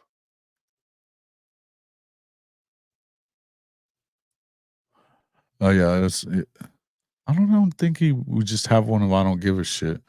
But you can get a t-shirt that says I don't give a shit if you go to our official show merchandise store, hofmedia.us/pod-merch. You know what? I was actually on 3 a second ago, but I'm not positive about that. But hofmedia.us/pod-merch, you got the I don't give a shit shirt. You've got Texas Fears Oklahoma, Horns Down stuff. You can go get in there and check it out. I've got one that I'm on. I don't like the design so much yet, but I think you guys will like it if I can get the right look. I just haven't found it yet.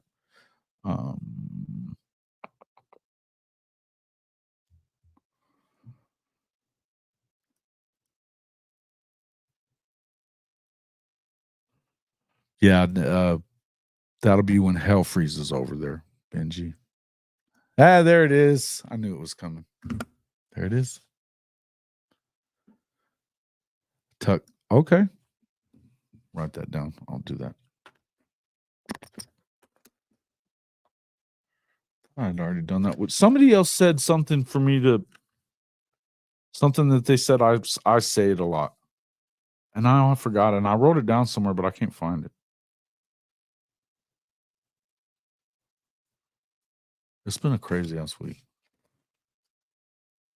But that's not the question that I asked you though. Or, I mean, what were you disagreeing with me about though? That they deserve to be? I'm not saying about deserving. I'm saying I was saying that they'd get in and that there would be more people will watch because it's Notre Dame. It's just I mean, the numbers don't lie. The same thing happens with BYU, by the way, not quite to the extent that it happens with Notre Dame, but there's a shit ton of those. The Mormon church guys, they love BYU all over the world. Wild, right? Make some of those hats maroon and red and sell them to Arkansas and Aggie fans too. Yeah, for sure. That's actually a very good idea. Thank you, Benji. Yeah, Nilo, you better go to confession.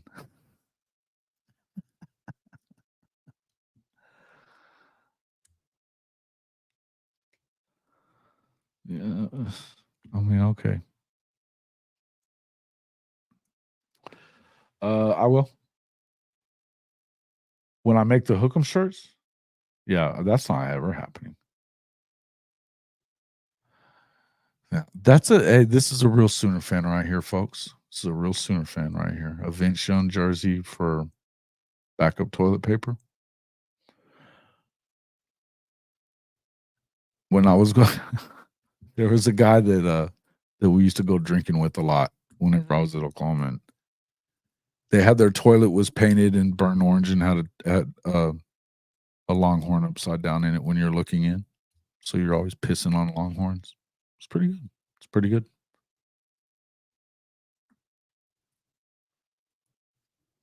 Yeah, we don't care. Don't. All right, Benji. That living in your head rent-free stuff, that's so lame. You guys realize that's the mating call for the chronic masturbator, right? Rent-free? Don't be that guy.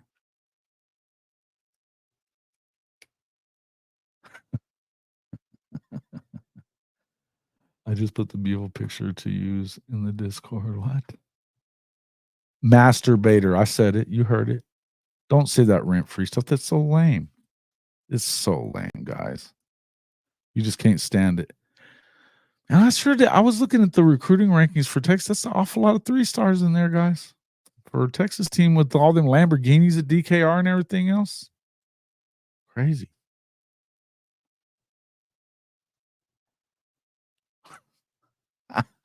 For the Cheerio?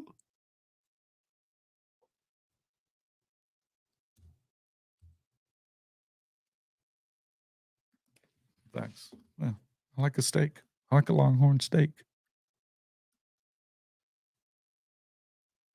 No, you're not. You know better.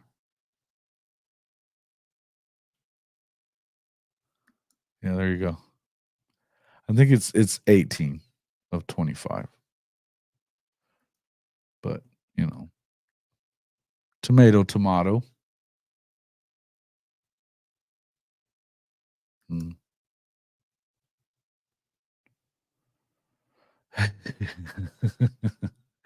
Dude, Marquette ain't no joke, right?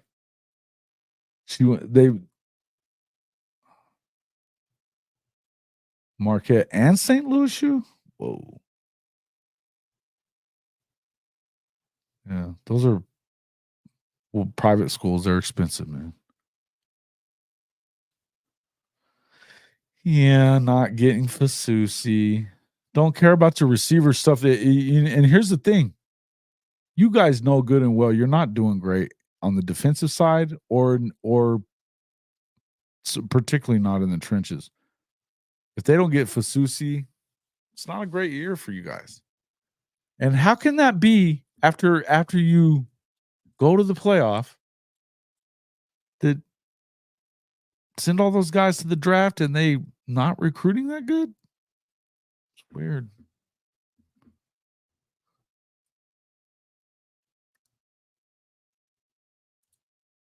Huh?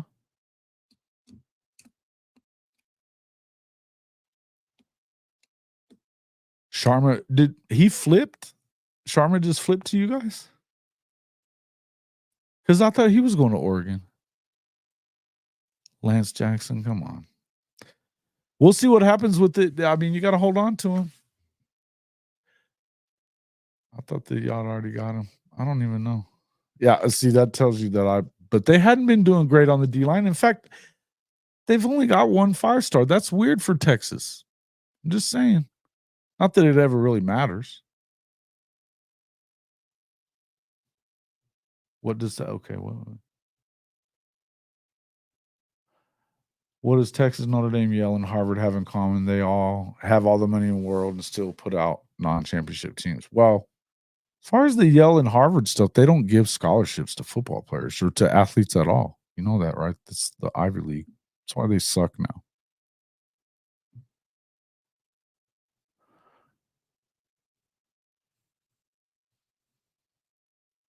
Okay. Don't care.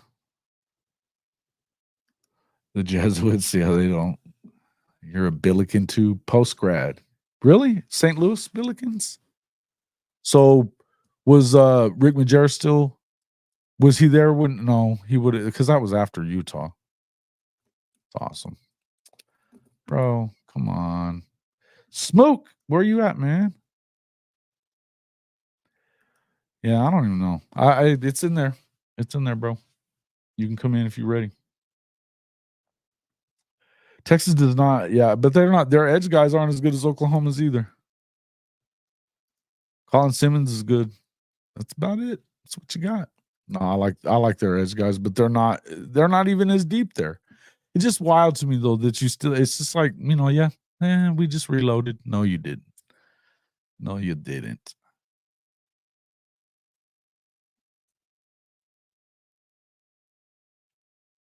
Done talking about you guys.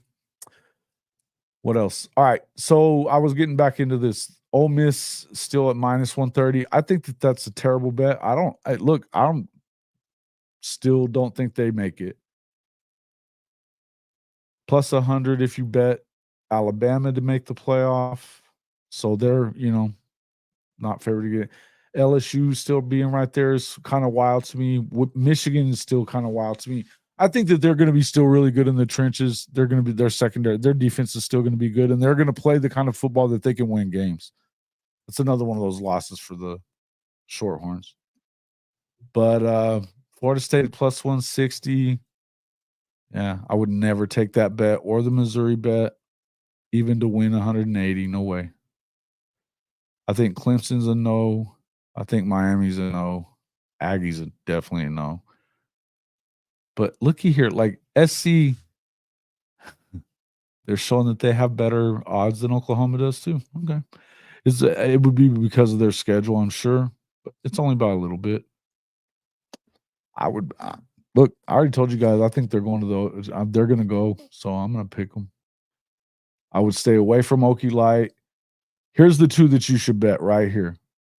Maybe not Iowa State, but Iowa you should bet. They don't play. They play Ohio State. They don't play any of the other lead dogs. They don't play even SC if you consider them one. They don't play them. They're going to play Nebraska. Who else was it? I think it's Maryland and Rutgers, but they like literally they're not playing any of the good teams. I think Illinois might be a testy game for them because Bielema. They're just going to. It'll be that may be a freaking total snoozer. 3-0 final. Brother, see you later, man. Have a good one. I don't know how overrated I think they are. I think that, look, they lost some coaches. They lost some starters.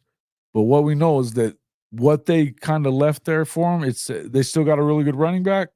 I don't know what I don't know what I think about their quarterback as a passer, but if they don't pass, who cares? They're going to have a really good offensive line. They'll be good on the defensive line too. And I don't think the Big Ten's great.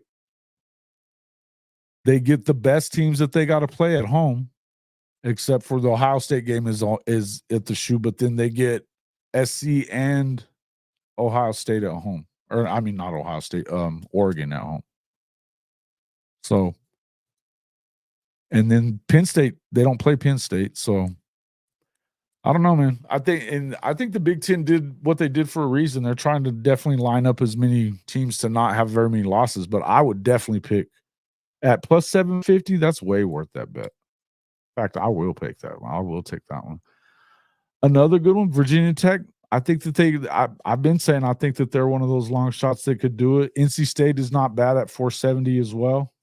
No way on Boise State. I guess Liberty as the group of 5 team. I mean, they would have made it last year, but maybe.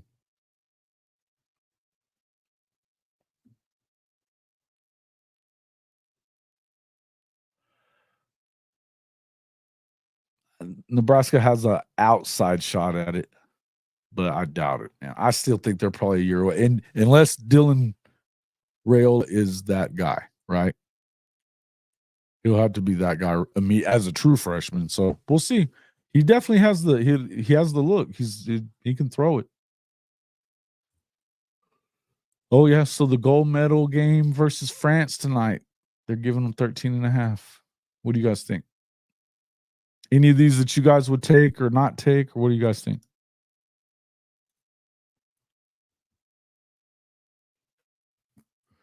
Yeah, I know, apparently.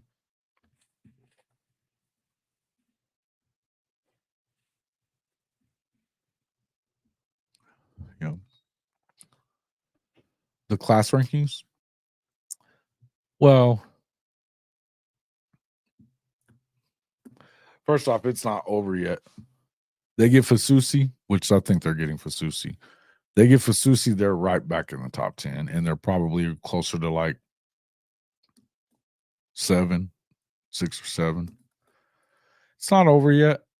And again, he's been in the top 10 every time so far. If they have the kind of season we think they're going to have, and some of these guys, look, I'll tell you that, did you just see that Foji shot up again? He's starting to creep towards 5-star status as well. Some of these guys are probably going to go higher up. There's a couple of guys that they got that amazed me that they were as low as they were, because nobody, I mean, you look at the guys that are at all the teams that are offering them, it's just insane. We can go look at this real quick, but I don't know, man. Don't get too caught up in the stars, guys. Don't get too caught up in the stars, because I was screwing around with the guys from Texas here earlier about the 3-star. I don't give a shit about that. If I was going to really talk trash about Texas, about their recruiting, it's that they don't develop as much. And I don't know, man. I think without Bo Davis, that's your biggest thing. Aren't good at anything. Disguising himself? Oh, because of his haircut? Yeah, I don't see it. Let's see. I look, they got the guys they want. They're intentional about who they get, guys. I mean, it is what it is. I myself, I'm not worried. Let's go to team rankings. And this is 247, of course, in the what? Not wrong one. So let's see. Let's do composite. Oh, this is the composite.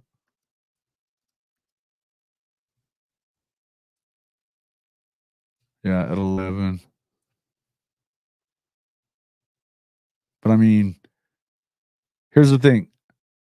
You can expect some of those Miami kids to not stay at Miami. If Auburn falls apart, who's to say?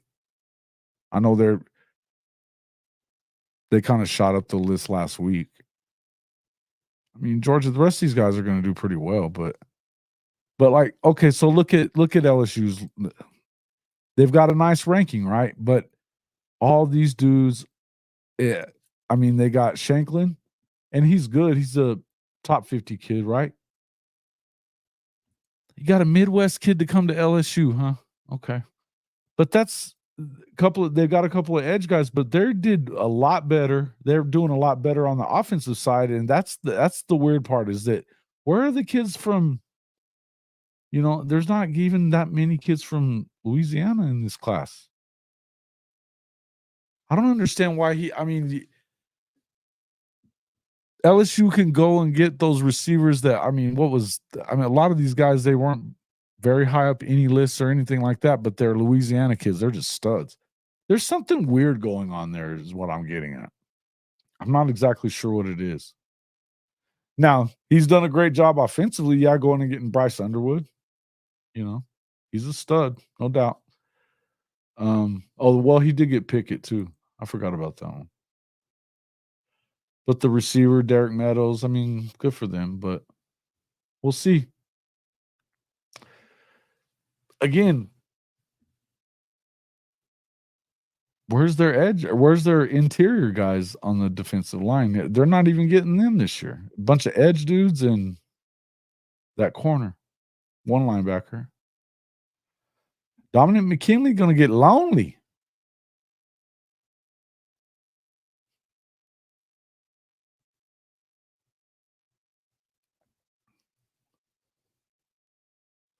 Yep.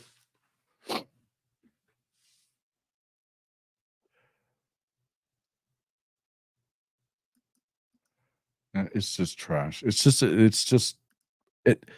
the laziest thing in the world to say it.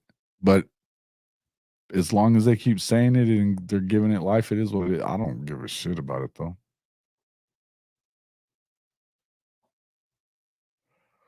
Yeah, but see, this is what I don't understand this. You guys say that stuff, but recruiting-wise, he's not there recruiting them. Oh, you're saying because he recruited them to LSU, except he didn't. Oh, no, I get it. Never mind. I get it.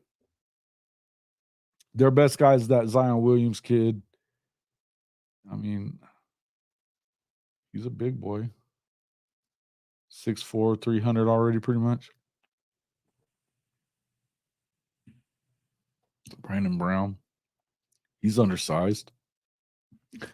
I find it weird that they're having that much trouble recruiting, right? At LSU. But then, I don't know, man. Look at this, though. These guys are all way down here, and they talk all that trash.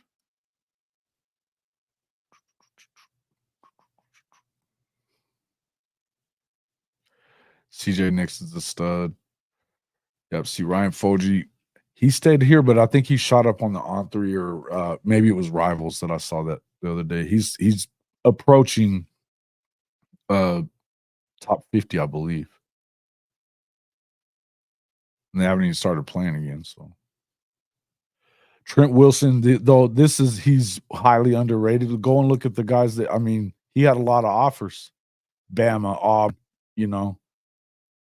Auburn, shit. This is what matters is who is going after him, and everybody went after him. Everybody. So they've got him marked down as a 3-star, but he had offers from everyone.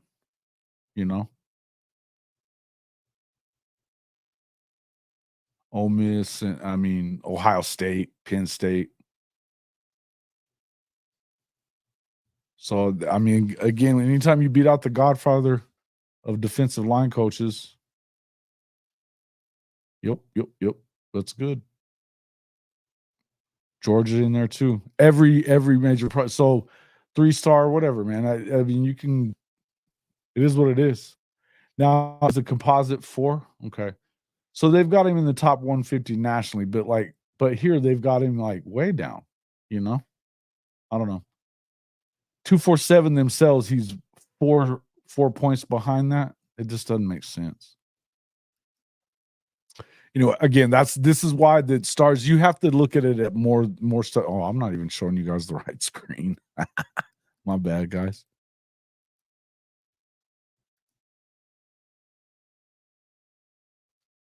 What are you doing?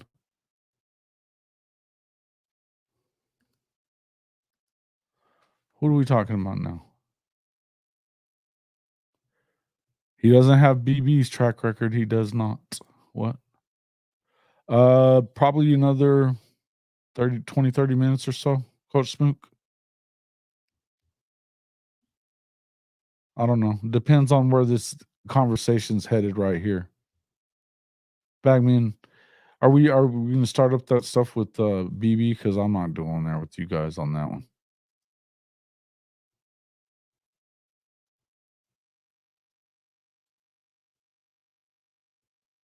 They are not pretty even as far. See, you can't just say stuff to say the shit. Just saying stuff to say it, bro. He's not. And I think that Kyle Flood's a pretty damn good freaking recruiter and coach. He's not Bill Bedenbow. Stop acting like he is.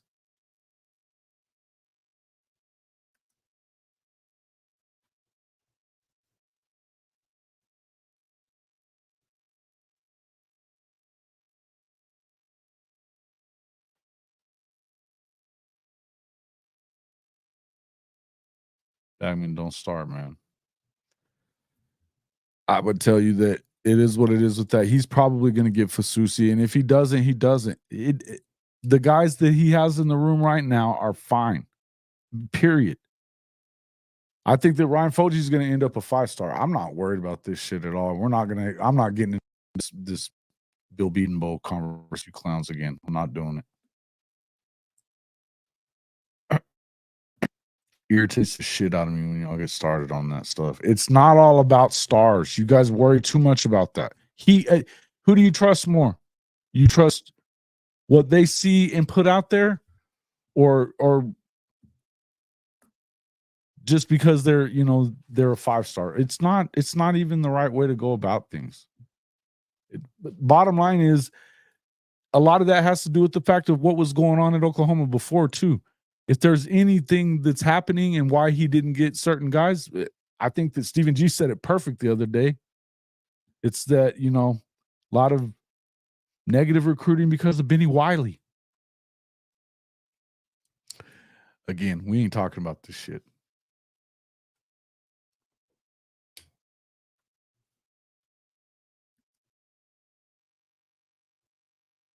Yeah. No, you're not wrong. No, we're not splitting hairs. Shut it.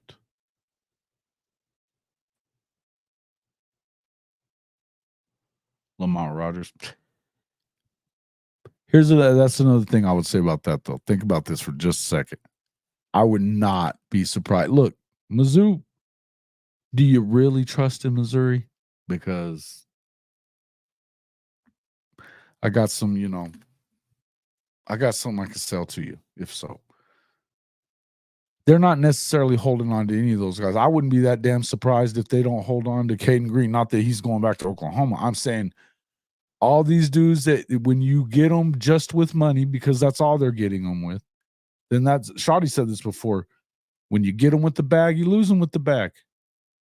If that's all you got, that's all you got. And if these guys, if they're going over the money they can get in college instead of going to Oklahoma and getting, development, he's got back-to-back guys in the first round.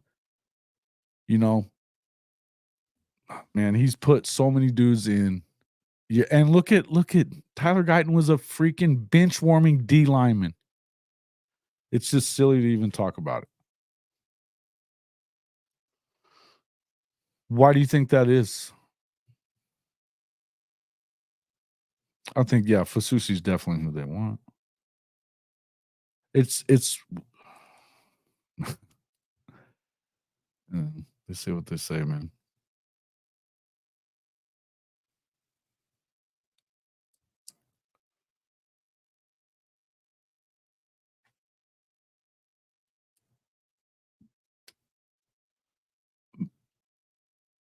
Look, some of the again, that wasn't smart. Oh yeah, you're gonna second guess him too. Could be any number of reasons, but I know this. All the coaches in the country are the ones that are winning and not just using and being Jimbo or whatever, as far as the portal's concerned or anything else, any of that stuff. if they're not coming in wanting and they know that you're just about money, I guarantee you, if that's what he was about was just the cash, then they don't give a shit. And that's obviously all they were about. If you want to go to Missouri, you probably don't belong at Oklahoma.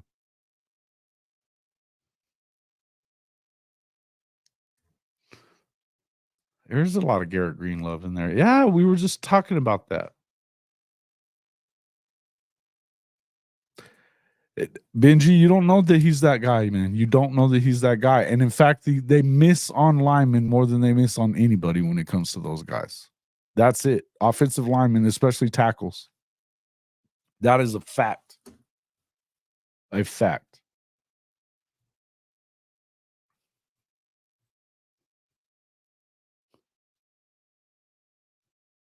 What?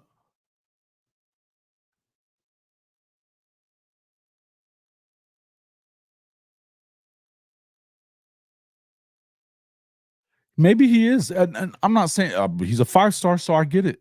Clearly, he's a good guy. But what I'm telling you is that if they didn't really push for him, there was a reason why they didn't push for him. Plain and simple. And I mean, look, I would tell you this: if Foji doesn't make it to 5-star status, I could care less because we'll go look at his film real quick. I'll just show you this.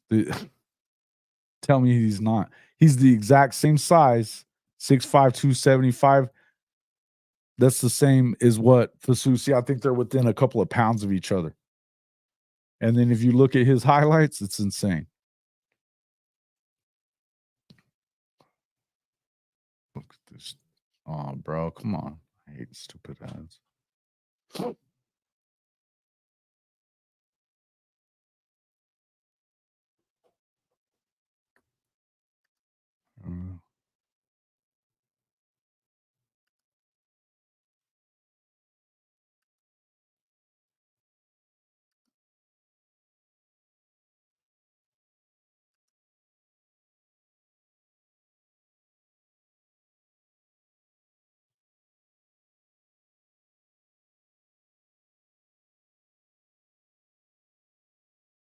at him freaking pulling and just smashing that guy.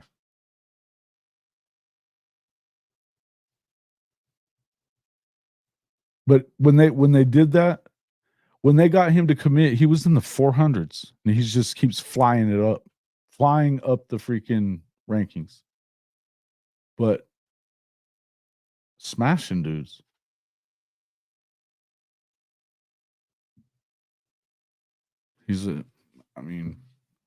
I was watching Fasusi's film. I didn't see a ton of difference. And I mean, I'm not a professional scout or anything like that, but there's just, if he likes you, then you can assure you, he's the same size as Michael Fasusi. So we're splitting what we're deciding whether we think he's as good as Fasusi or not is on the number of stars that he has. That's it.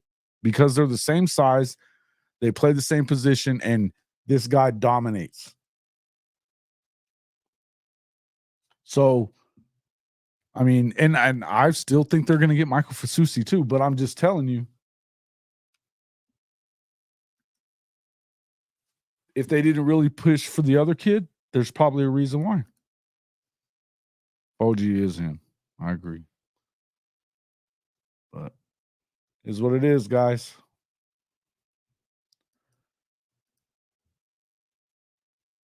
They're moving him everywhere, and he just mashes. Look at this kid. Blowing guys off the ball.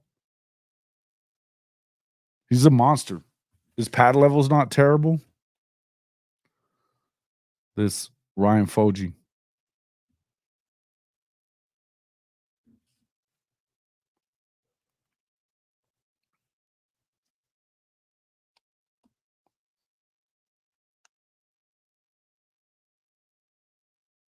He looks good, man. He just looks good. That's just all.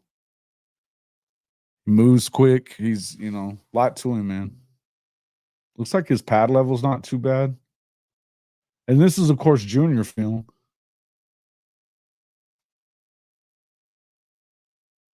But if Big Bill likes him, I do. Anyway.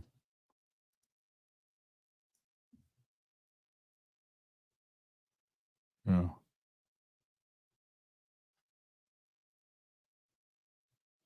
He is.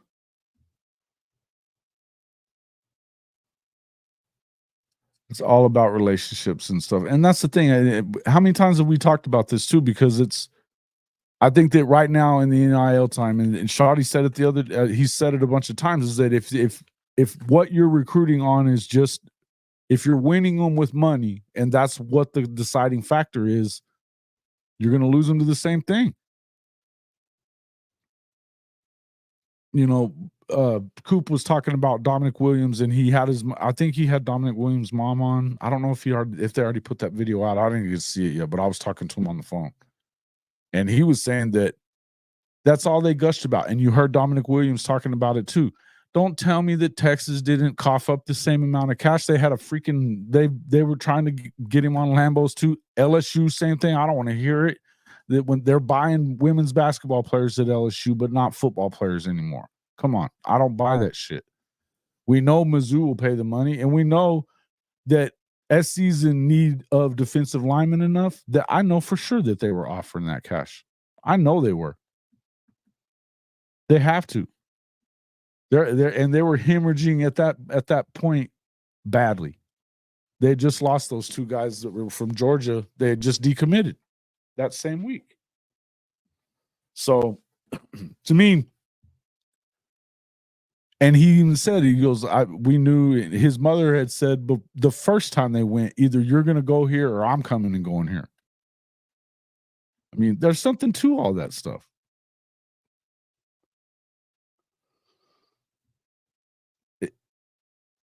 Okay. What's up there, Rob 077?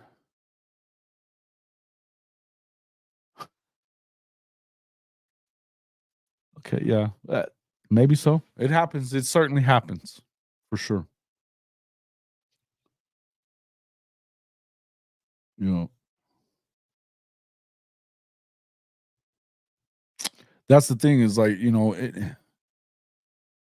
how many times have you heard what? I mean, we talked about this quite a few times. I mean, one of the things that sticks in my head the most was after it was last year in recruiting, and they were talking about that they didn't get a lot of their. I think George Stoya asked him something along the lines of what he felt about not hitting on their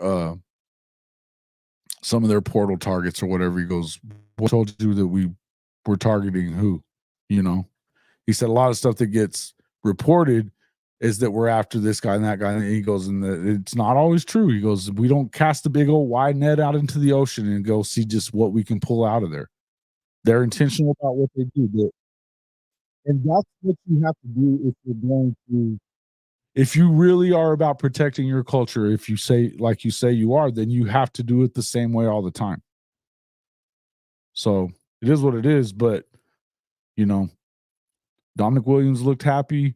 He was talking big about it, and you've heard Stoney saying good stuff about him, and they've all been impressed with him. They've all been impressed with him, and I think, man, it was an important pickup. But all I'm saying is whatever the money was, it doesn't even. There was a relationship there, and and it's the same with every guy. The other guy that I was going to say that, look, here's another dude that's really, Darius Afalava. Remember, he was on with Coop that day too. That dude's a baller. Another 6'5", 320-pound guy. He's a 4-star, but he doesn't even really have a national ranking. They don't have him on there as a national rank. Let's see. Number 4 in Utah, 446 in the nation on the composite. And I mean, he's 6'5", 320, interior guy, stud. They're doing a good job. I mean, we can look at some of his, you know, his best, for whatever, I mean, his best offers were like Washington and Utah, other than Oklahoma, I'd say that I didn't look at the full list. The guys that he was down to was Washington, Utah, and OU. But he had A&M, Tennessee, LSU was on his list too. Yeah, there were a lot of Arkansas. So, had a lot of offers. But I mean, look at the way he was gushing over. Oh, I mean, he worst poker face I've ever seen. When he was acting like it was before he had made the commitment, official commitment. But that video, I mean, I was like, dude, that guy's coming to Oklahoma. What's up there, Jimmy Lee Baker? What's up, my man? Fixing to get out of here, I guess. All right, guys. Let's see. Appreciate it. Everybody coming in. They definitely are hitting more than they're missing, guys. And that's what I would tell you. You can't worry about it because these guys are just doing again. This is why I don't stay stuck in recruiting because I don't want to. I just can't deal with it. It amazes me that how many stars are sitting next to their name is the first thing that gets looked at, and it's just an automatic. Oh well, he sucks because he's not a 5-star. Fuck. If you really pay attention to a lot of it, I mean, I did that video. I think it was in December. You should go back and look. It's on the Sooner channel. It's on both channels actually, but go back on the Hall of Fame Sooners channel and look at it. And literally, there's a lot of information there that it was the underrated class when you look at it on the whole. It really was an underrated class, and it was still very good, top 10. Again, the coaches could give a shit about the stars. Some of them care. You know why? Because they kind of have to recruit there. You know, he's winning the guys you got to win. You got to win your guys in your state. That's more important. And he's winning the guys that you need to get out of Texas. I mean, look, they're right there with them. You're not going to get every player. I know it's so important to a lot of people to get a 5-star. I don't understand why. When you dig deep in recruiting, you can see what is. Yeah, I mean, you can dig deep in recruiting. You can. I can sit here and look, and I could, we can go and show, film right next to each other. I've went and looked at a lot of these. I've seen Fasusi's film. I've seen the kid he was supposed to go to Oklahoma, but he ended up going to Alabama. How can you blame him? They had a good situation there. It is what it is. They're going to make sure they're going to get their money. Yeah.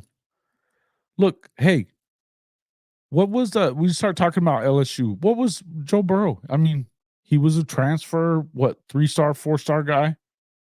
And both of their receivers, both of them are probably in the top 5 in the NFL right now off of that team. The Minnesota kid he was a 2-star, barely ranked. Nobody knew who the hell he was. It doesn't matter that much.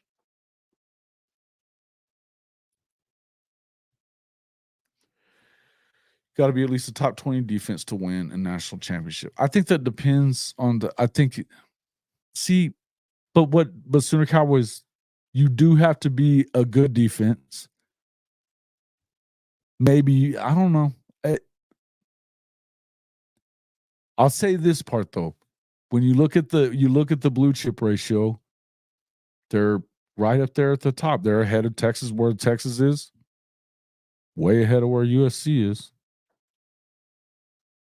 This is what it is. And they are overrated on the stars, man. Sometimes you get them, sometimes you don't. But if you can look at that defensive line that they brought in last year, and then you realize that they added Dominic Williams to that defensive line haul from their class. And you can tell me that they're not getting it done there. Go get your head checked. Because that's silly shit. Think about Devon Mitchell stays and he waits until this class. He's the number 1 player in California. He was the number 1 player in the 26 class or the 25 class in California. He went early. It put him in just inside the top, or it depended on which one, but it was right around 100. I mean, it doesn't mean he was still a 5-star. He was ranked a 5-star. It means he was 5-star talent already. Look at the guy. He's freaking huge and ready. I don't know if he's ready just yet, but he's big.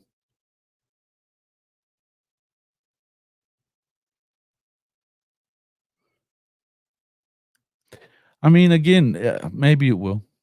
Maybe it will, but I don't know how important that is. I think it's important that you get the guys that they're targeting. That's what's important. Yeah, I mean, some of the guys that are going to be really good, they're going to be really good. But think about it. They got the quarterbacks in that 20 in the the 26 class, right? Yeah, the 26 class. Holy shit. They're really good. What up?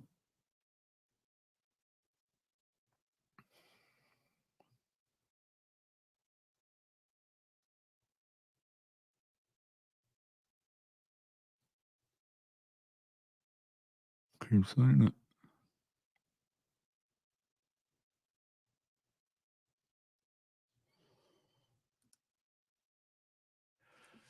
Yeah, I don't have a doubt. That's what I was saying. Some of these guys that you're going to see that should break out, you know, Danny Okoye, they've been talking about him. I mean, you could kind of go through the list. I mean, I was thinking Makari is in a situation where now there's a lot of depth in that room and stuff, but dude, he came on when they started playing him more at the end of last year, you saw him get better every week. Kanai Walker, another one of those guys. I can still see that. I think that they're going to work, and I like Jacoby a lot too, man. He's a stud. There's a lot of studs in that the secondary. There's a reason why they got him ranked number 2 in the country. You know, when it comes to the secondary and the linebacker room. Kendall Dobie's a bad dude. Holy shit, man. That guy's a stud. What's up, bro? I'm good.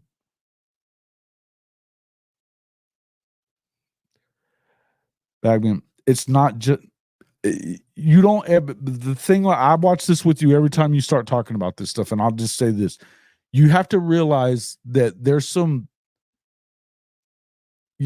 context that goes with those stars. It's really easy just to give the stars to the guys that go to Alabama or say Ohio State or whatever, or Georgia, right? And think about why that would be. Again, if they're doing it for money or whatever, but I don't worry about it. And they don't, it's not just because he has 5 stars doesn't mean he's going to be that guy. When Bill Bedenbaugh when he likes somebody, they generally work out. Like I said, everybody had it wrong about Tyler Guyton. He was on the other side of the damn football, not playing at TCU. 2 years later, he's a left tackle for the freaking Cowboys, first rounder. They don't matter that much. If you're a blue chipper, you're a blue chipper.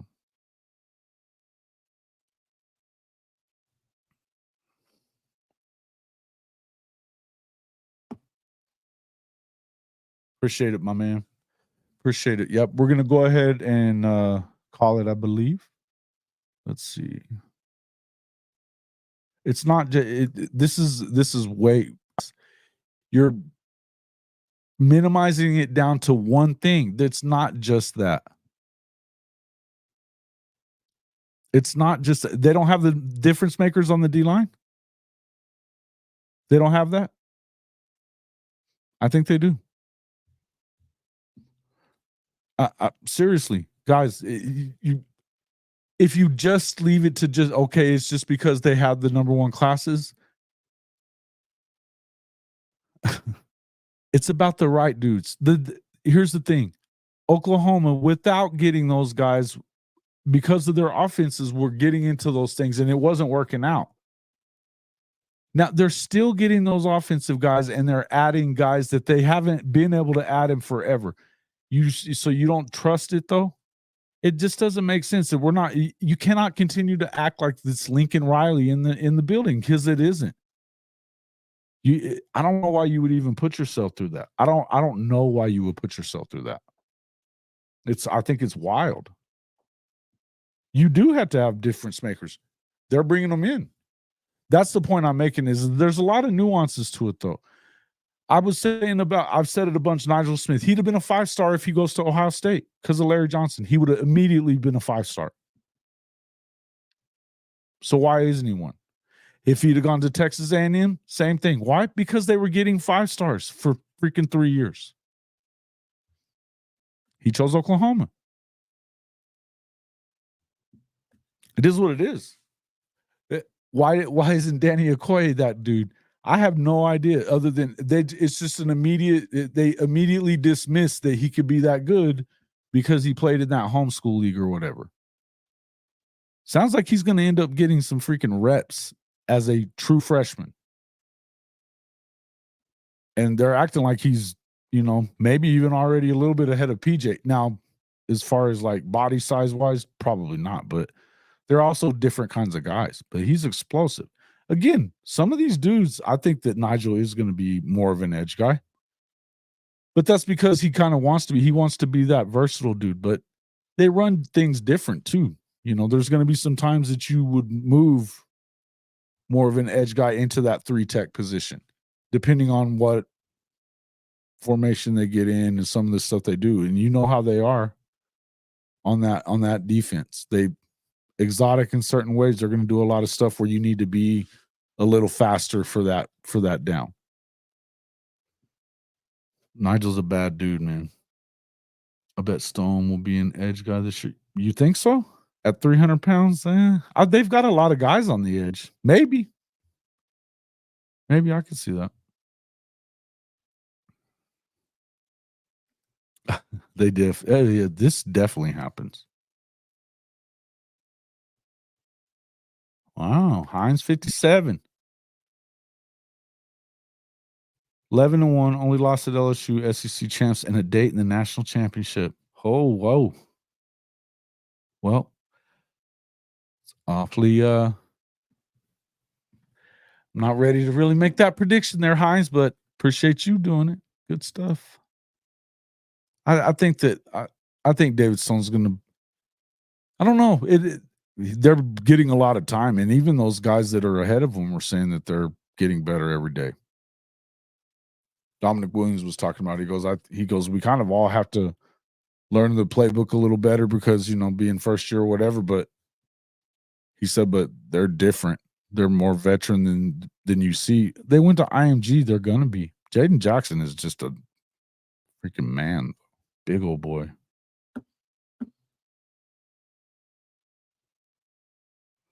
Yeah, have you not seen Stoney play? He's a bad dude.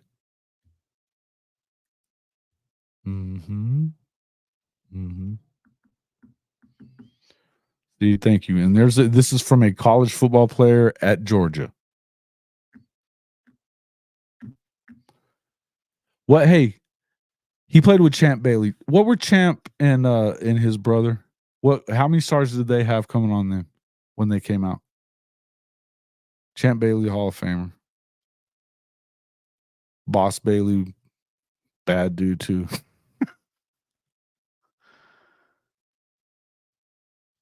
Not a prediction. It's what it's going to be. All right, bro. Love it.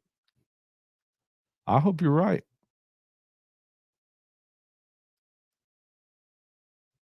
Mm-hmm.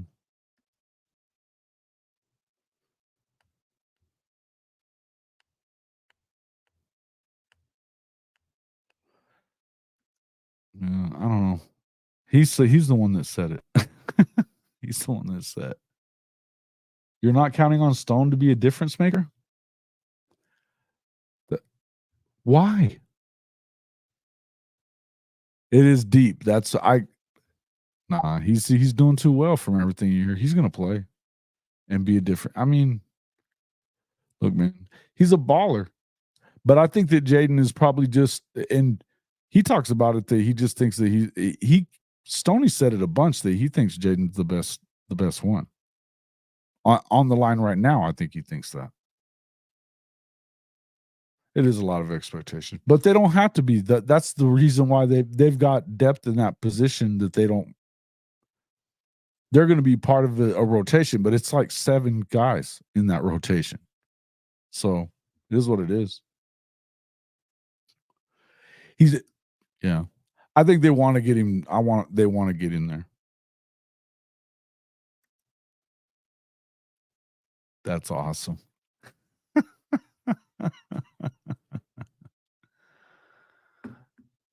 That's awesome. Champ Bailey. He was a 3-star, wasn't he? What a freaking baller. He was telling me, man, you're one of these times when I have to remember to bring it up to you what you were saying that night after we got done with the show about him, that you just couldn't believe he made the play because you should have. Shotty was like, man, and he was fast. You know, Shotty was one of those super fast guys too, and he was like, man, there's no way he should have got there, but he did. Champ Bailey was a bad dude. I think he's going to play some. They're going to be good. Sawchuk's going to be good. I also believe that is the. I'm gonna have now. I got to go look at his Hall of Fame. In fact, let's look at his Hall of Fame speech. Now that you brought it up, let's find it.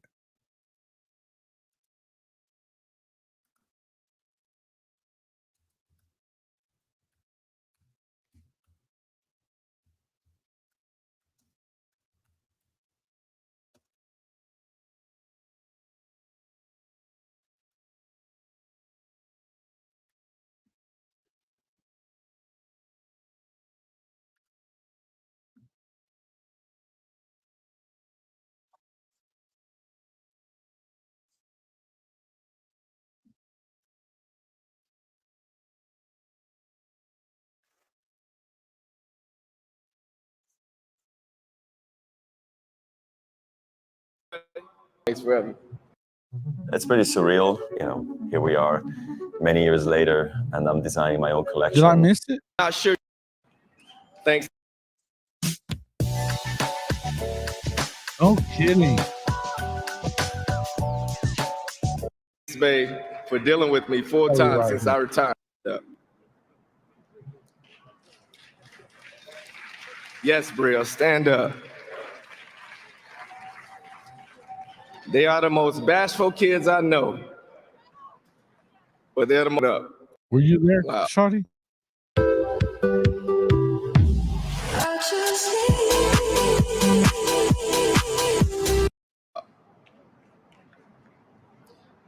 A lot of you in here know Boss because he was so talented. Great. Thanks, Coach Mack. I love you, man. I'm out. So you think you know Wicks? Shotty, you could have given me a damn timestamp or something. But I gotta get out of here. I just got a call too, so I gotta get. Folks, I appreciate everybody coming in. We'll get to this next time Shotty's on with us. Bring up something, don't tell me where it's at. You act like it was real early. Come on.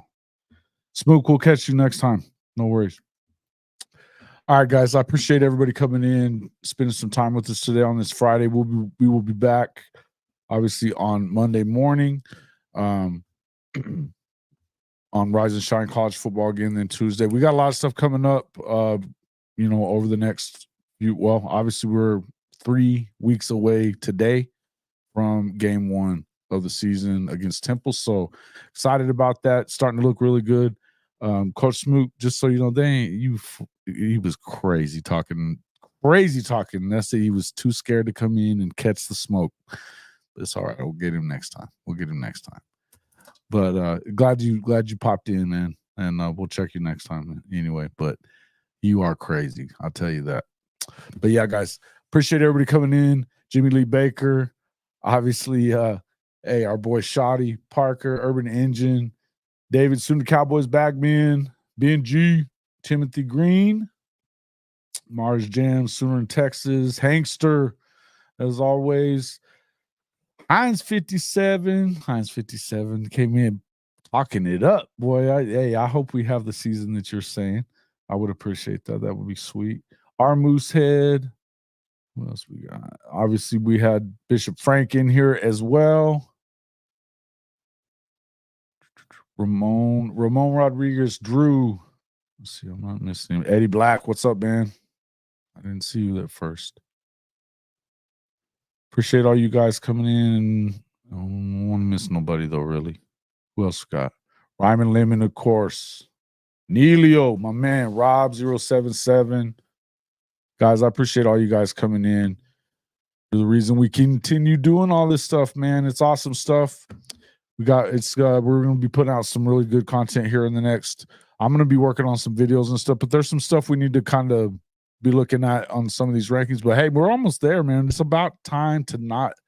We're gonna be able to talk about stuff that's actually going on in the game. So it'll be a lot of fun. We're looking forward to the season, man. A lot. Mars Jams, good to see you, my man.